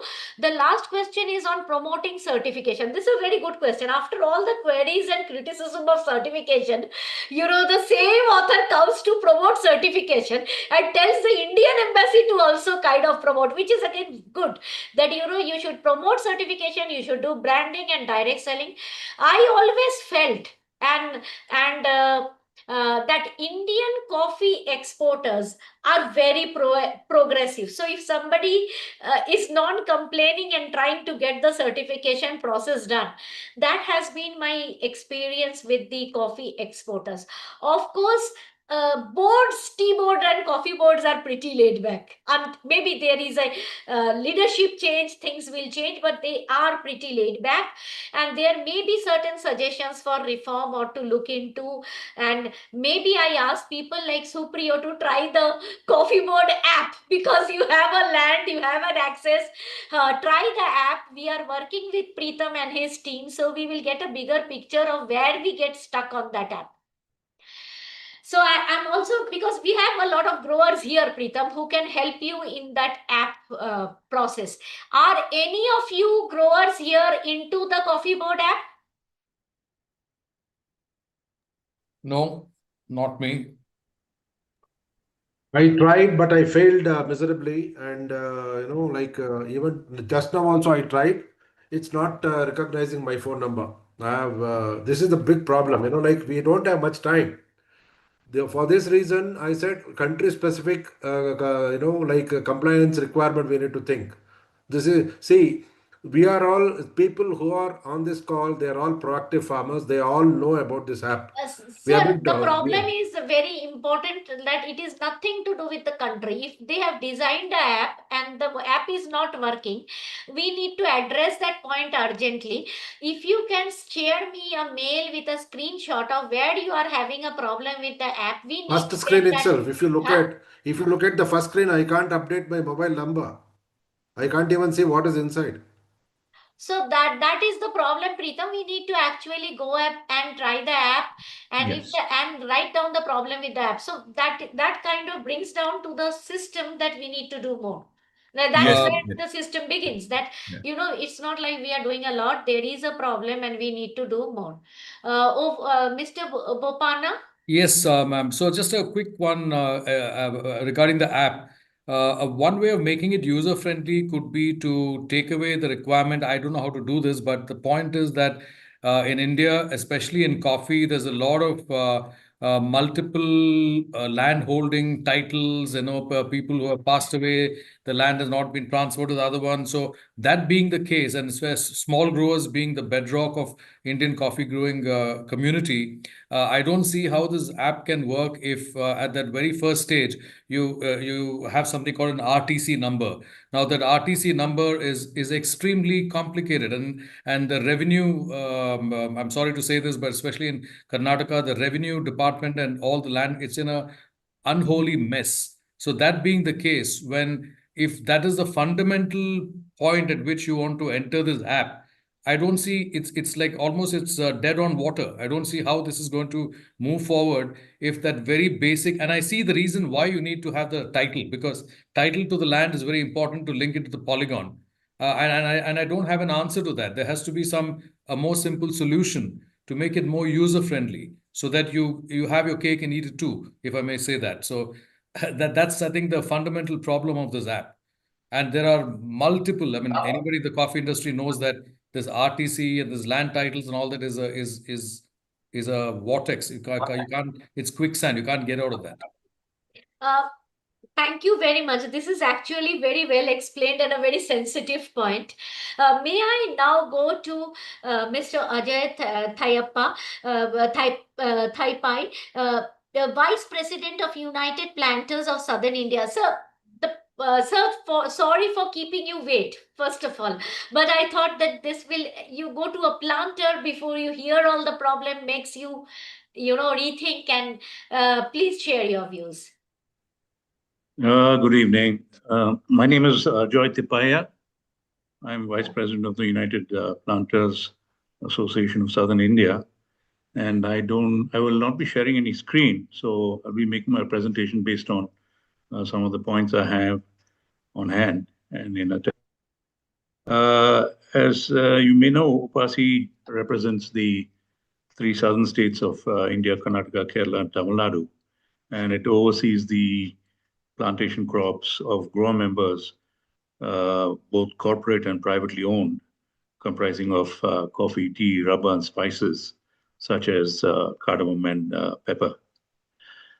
Well, in recent times, we have been witness to the growing and increasing number of directives from bodies such as the EU and others. In many ways, this has resulted in the shift of the entire onus on the producer segment of our plantation industry, which in turn has put an additional cost burden on the producers who already are in the lower strata of the value chain. This additional burden typically do not provide any premium prices to the producers, which should be the norm in the scheme of things. Today, in the coffee producing regions of southern India, small and very small growers with land holdings and extents of land, sometimes even as small as 2 acres, comprise about 98% of the coffee growing community. Any compliance arising out of such directives make this segment of small growers vulnerable to becoming marginalized and probably also being left out from the mainstream, wherein the UN norms stipulate that no one should be left out. This segment never truly received the true benefits of such directives in the long run, which should not be the case to start with. You are also probably aware today in the today in India, as far as the plantation industry is concerned, the Plantation Labor Act of 1951 is applicable to coffee plantations with hectares with a lower limit of 5 hectares and higher, and in which 15 or more persons are employed. So all facets of the law as which are enumerated under this act are very strictly adhered to in letter and spirit.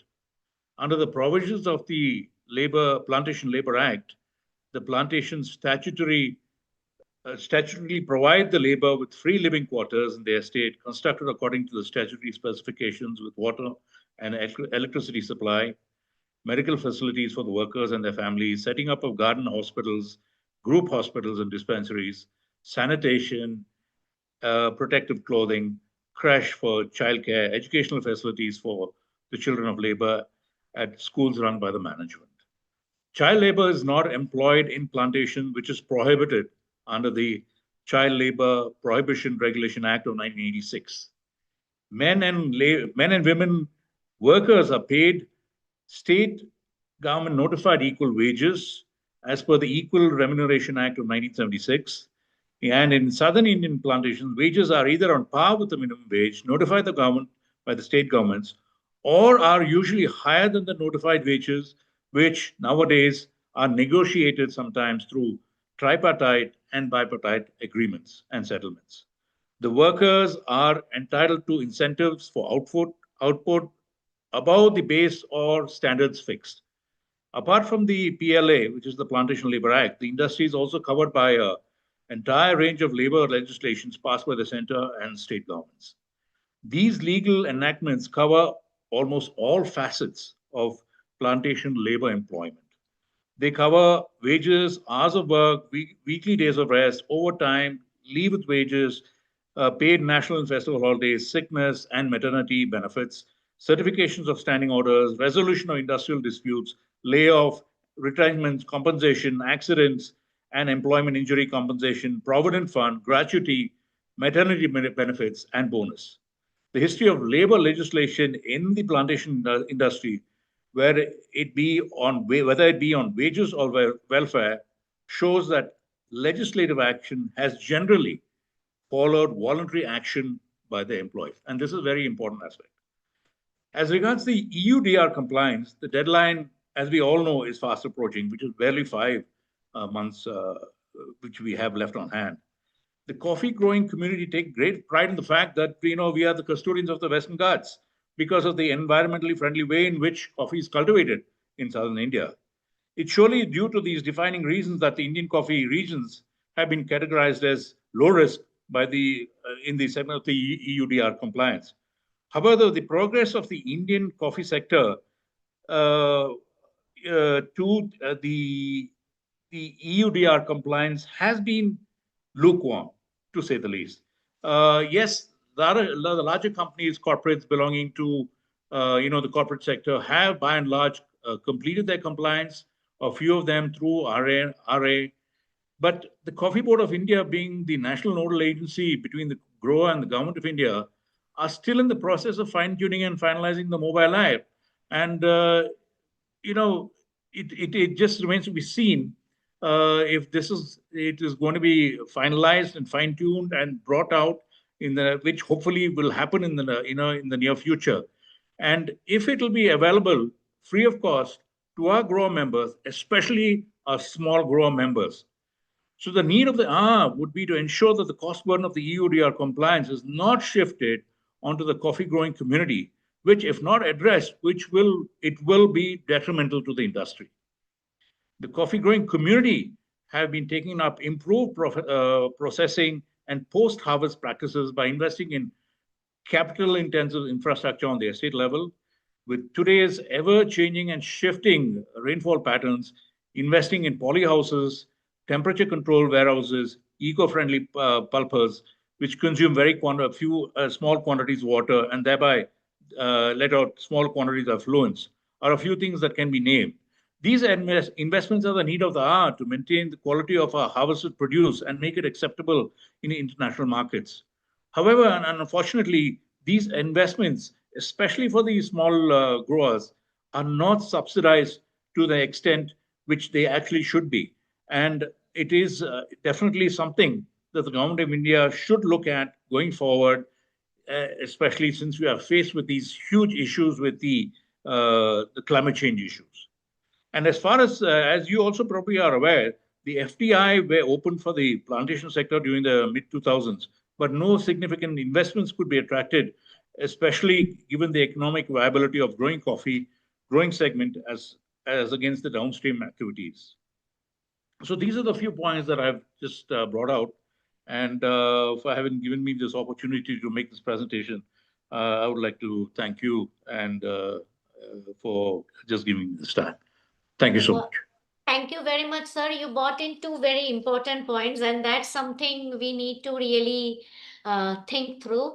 And that's also for Meghna to take care. Meghna, basically, what is happening is that because planters are coming under the Commerce Ministry, okay, tea and coffee, they are not getting any of the subsidies that agriculture sector is getting. So this is the problem. So they are not getting the subsidies of the agriculture sector, and they have to now compile, but in a very important point that they have to compile with so many regulations. They are not getting the subsidy. In their case, the FDI is allowed, but the buyers are not really that much investing in their supply chains. Right. that they should logically do, which is Yes. shown by the data of the FDI. So Right. this is basically the other thing that he pointed out is absolutely marvelous and very important, is that some of the due diligence are already applicable to the planters by the ILO law and the planting Yes. Yes. conventions that we have signed. So Right. providing housing, taking care, Mm. that is already Yes, there. work hours and rest days, all the mandates And that are all of there in that the is there. fundamental ILO Correct. So documents. they are abiding by that irrespective of the European Union. So I know Yes. they are abiding by irrespective. They should logically. I mean, there can be incidents of violation, but that needs to be taken care of. But logically speaking, legally they are compliant. They are not getting any of the agri subsidies from the Indian government, and that is something India needs to think through. And that is because it seems that the boards were created under the commerce and not under the agriculture. That's right. Okay.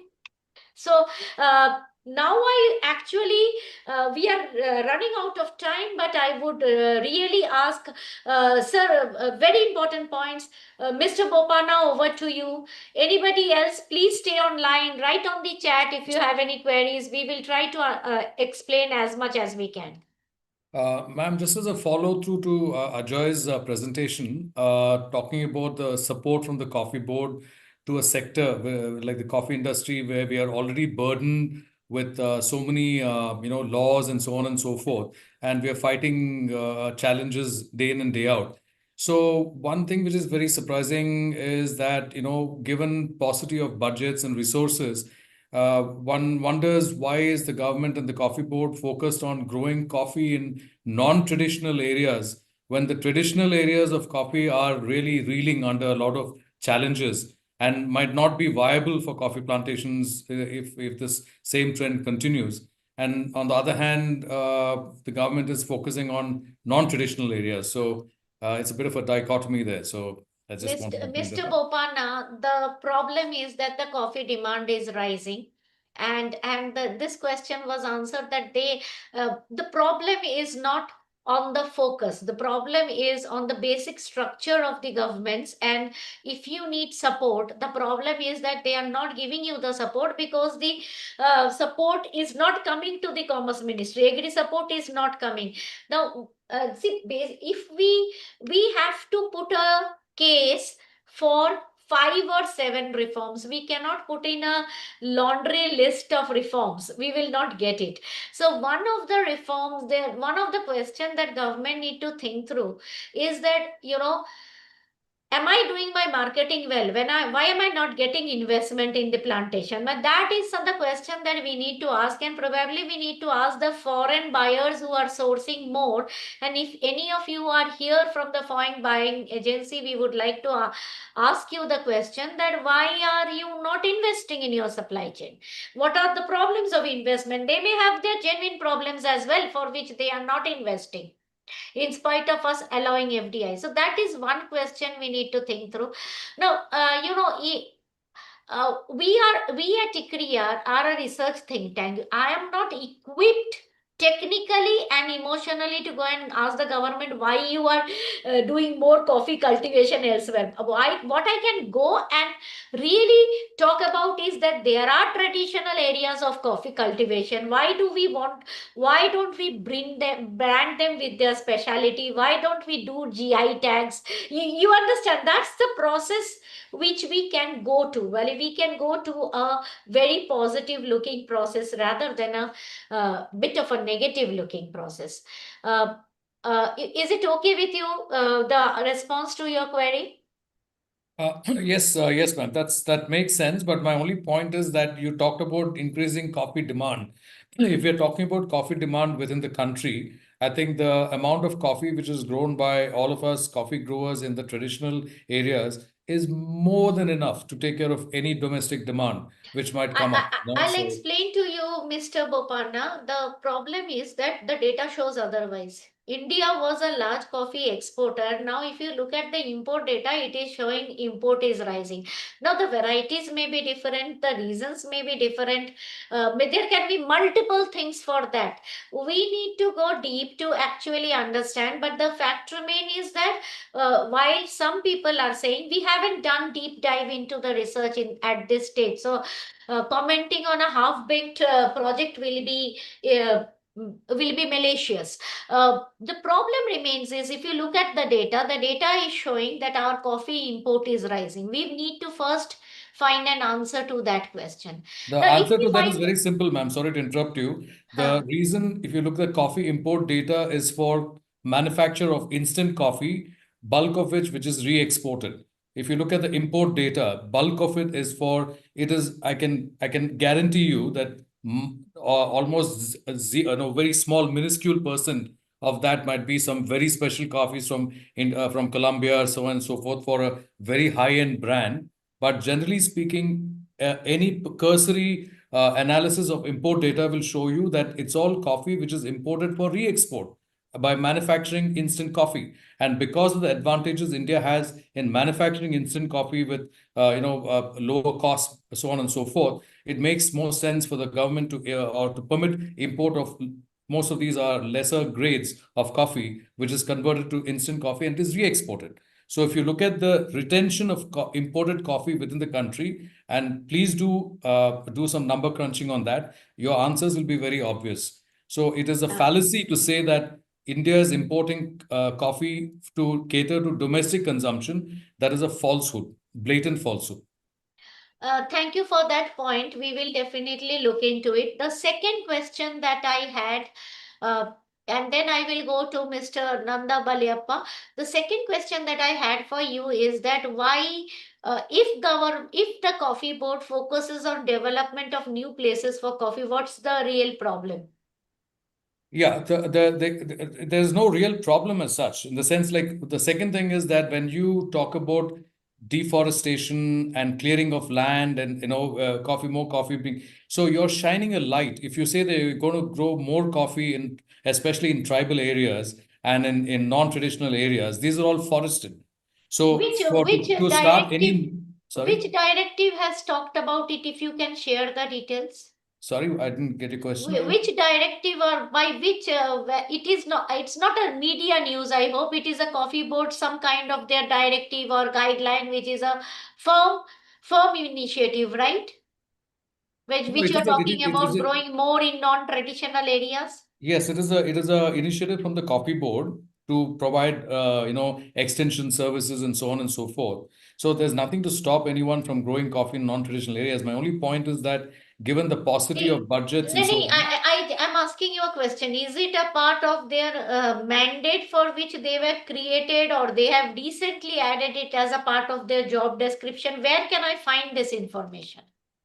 No, it is there in the Coffee Board, the programs they have. I don't know about mandate or directive. I'm not qualified to answer that, but I don't know if somebody else can provide some. Doctor, this recently they have done a field survey, which was going on for the last 2 years.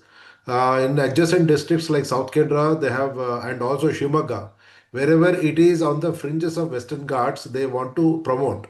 And initially, this is in the paper also, in the newspaper cuttings. Okay. So Yeah. any coffee cultivation fresh, and one hand, EUDR says that you can't have coffee fresh, after 2020. And then how are you going to grow coffee in non-traditional areas, which is not already under forest cover? If you're going to grow coffee there, you are in essence, doing some level of deforestation. So it runs counter to what we're trying to say. So if there is more and more publicity that India is having growing coffee in non-traditional areas, and anybody with a semblance of knowledge of coffee cultivation will tell you that you cannot open new plantations without doing some level of deforestation. So on one hand, we are saying India is the low risk country, and then we are saying that as a policy, we're going to have non-traditional areas growing more coffee. It's a bit of a dichotomy there. It's basically the Brazil problem coming back to India. And I'm just bringing this up. I mean, you can just take this for as a point of reference for your further studies and so on. No, we will look into it because it is the same problem Brazil is facing now because of the mass scale growth. Sir, you have for a long time put your hands up. Please, introduce yourself and please give us your question. Yeah, madam, I'm Nanda Belepa here. I'm the chairman of the Cook Planters Association in Coorg. Now, I've listened to, most of everything that was being said. I've been here for the last 1.5 to 2 hours. Yeah. And my only concern is, I'll keep it very specific to the EUDR and the app that the Coffee Board developed. And as I know, like you said maybe earlier, the person who developed it or wanted to do something about it was the person who is not in the Coffee Board anymore. The new person has come in. And I think somewhere during the transition, it was felt that there are other agencies like Trust to One and Dimitri and all these other agencies who are into compliances for EUDR who have very good apps. And I'm happy that you have put all station stalwarts. And we are talking about this particular thing. And if you can report this to the government or the Coffee Board to do something more as far as this thing is concerned, Coffee Board coming out with this particular app, I don't think is possible. And I don't think there's so many things into it. Actually, when I had a look at the Trust to One app, it was so very informative. And I think we have to build a base on that. But only thing is, like I mentioned in my question and answer, there are so many of these agencies. If ICRIAR is able to identify the good ones, and if there is some accountability from their part to see that the growers, whatever data they pick up from us is very they keep it to themselves, will be good. And I think regarding this thing, Sir, if you can share with us, we will give you have our email ID. If you can share with us, and this opens the floor to everybody. If you can share with us some of the good apps, and Chandra, I'm also asking you that because you are doing these kind of work with others in other countries, if there is and it is mostly done under the aegis of the government agencies. If some kind of a good app or a process is in place, kindly share that with us, because ICRIA's domain is very limited in this project. In this project, we do not have a domain, and neither we should be proposing any personal app. But what we can suggest is that, and that goes to all the growers, if you have come across a better app, if you have come across a better process, kindly share with us. We would like to adhere to it. Yeah, right now I think some of these agencies are going to the Coffee Board, showing them the apps, and I think the Coffee Board is also evaluating everything they are seeing.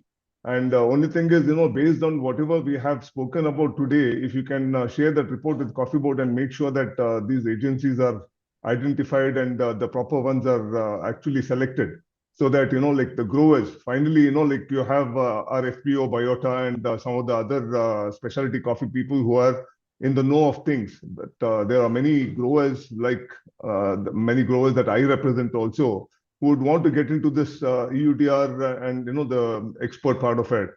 They should be very clear as far as these apps are concerned. Thank you.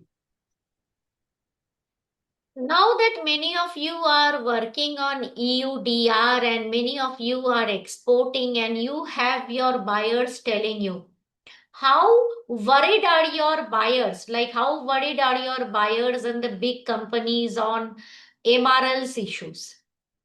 Can I answer that? Yes, please.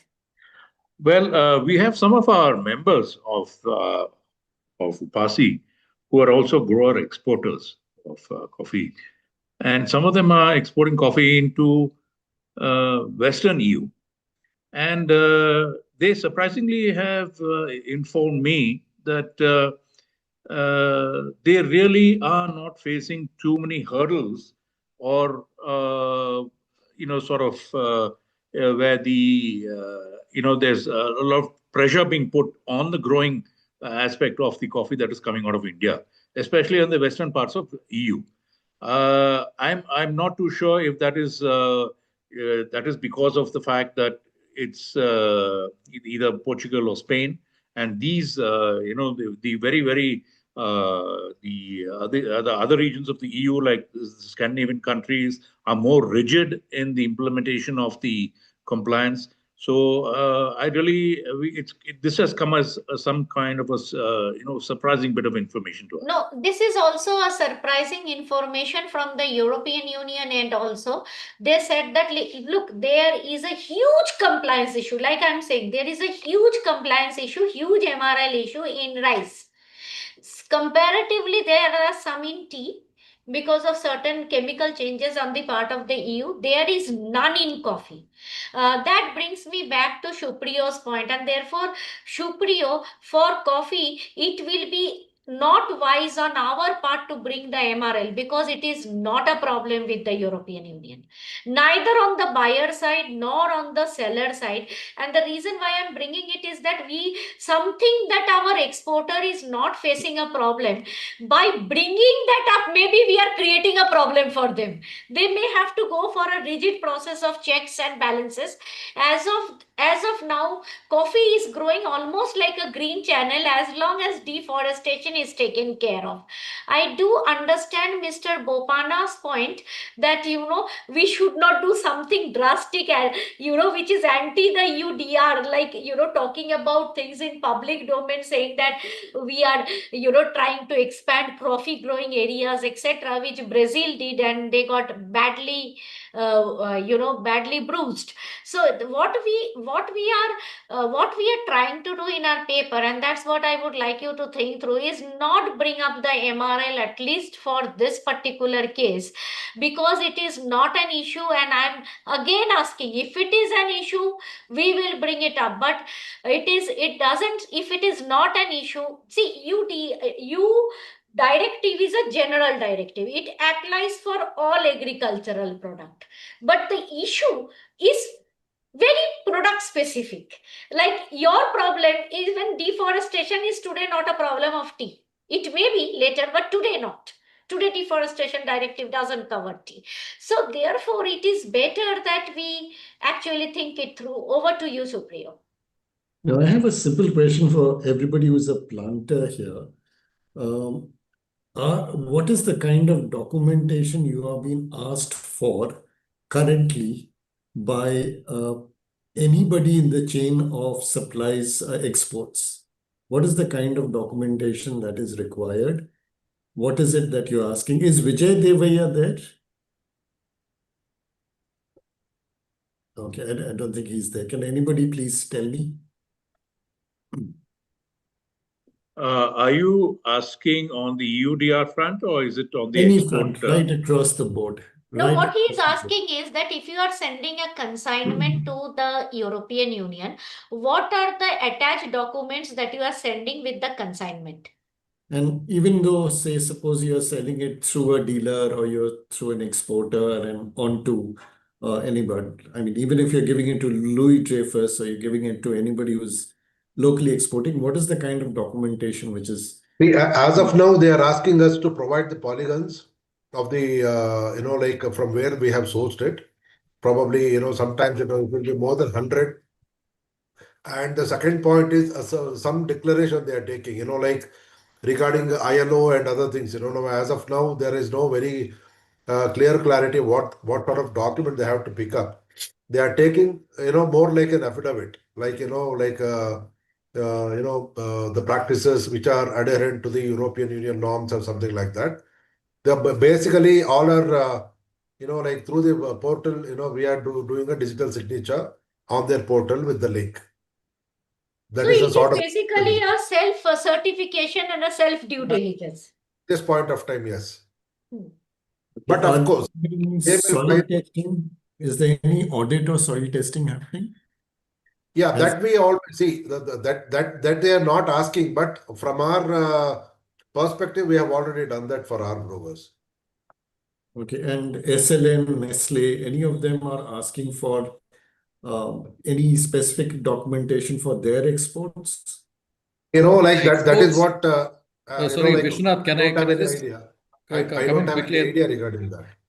So for the exports, we basically have certificate of origin, a phytosanitary certificate, and that's it. These are the two main documents which foreign buyers ask for. And soil testing and all of that is essentially internal to the coffee grower. I mean, progressive coffee growers would do soil testing on their own, and we have a very stringent pollution control for affluents, which comes out of. But those are all internal to us. We and the coffee buyers in Europe are very familiar. They've all traveled to India multiple times in the past, and they're all very familiar with all the ecological safeguards which we follow before we export our products. I don't know if that answers your question, Mr. Yeah, Gupta. it does. I mean, the basic point is there is a minimalistic on other areas. There's just a minimalistic requirement as of now. No, Yeah. in the soil required, I'll also explain to you, Supriyo, the answer that goes. Soil testing is not a requirement by a foreign this thing, but in some cases those requirements are asked by the buyers, because suppose if I am sourcing organic, then I need to know your seed, your soil and other things. However, the EUDR is not, EUDR or EUCS3D is not related to that. They are asking you to identify the risk and to mitigate the risk. That is the point that we need to so and they do not consider at this stage the soil testing MRL to be a big risk for this particular product category. It is a product specific risk.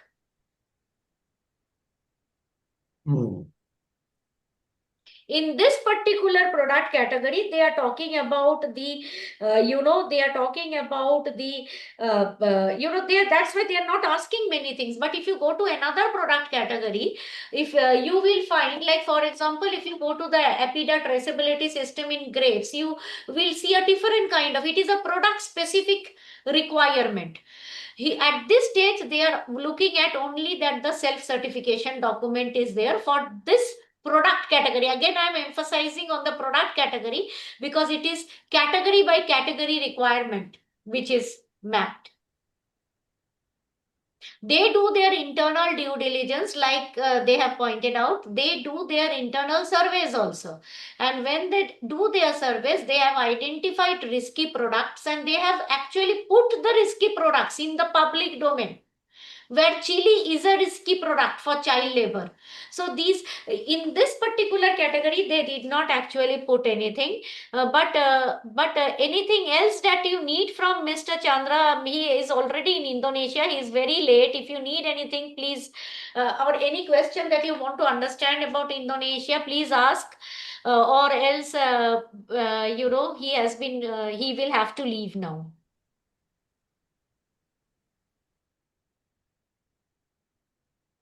Okay, so over to any other questions before we close the seminar today, because we have already ran out of our time. Any other questions that you may have in mind?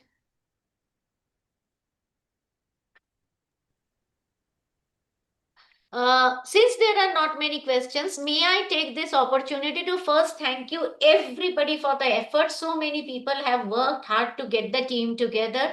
A very special thank you for Supriyo to get connected to so many of you, without whom it would not be possible. To all the speakers and to IDH and to Rainforest Alliance and to all the partners, CRB and everybody, for helping us to connect to all of you and for the wonderful presentations and the candid informations that you have shared. Please note that no names will be mentioned in the report. We will be really grateful if you can share your presentation with us. Meghna, also your presentation, because it is very coffee oriented. And we will be up, and also give us the permission to upload in our website if you may. If not, we will still keep it confidential. If you have any written submission, please share it with us. Once we are ready with the draft report, we will go through the coffee chapter with you. In many cases, we may actually circulate the report to few of you who have been the speakers, very active participants today, for your comments and suggestions. Thank you very much for your valuable input. One area which we did not touch upon and probably we would like more to be touched upon is anything that legally, institutionally can be done in India that can help you to export would be something I would really like you to comment on. Comment very openly. We will only thank you in the acknowledgement. We will not mention your name. So any problems that you face, any issues that you want to bring up, please bring it up, and please send all your recommendations to us latest by August 10. Thank you. Thank you very much, everybody. Thank you. Thanks. Bye-bye. Bye-bye. Thank you.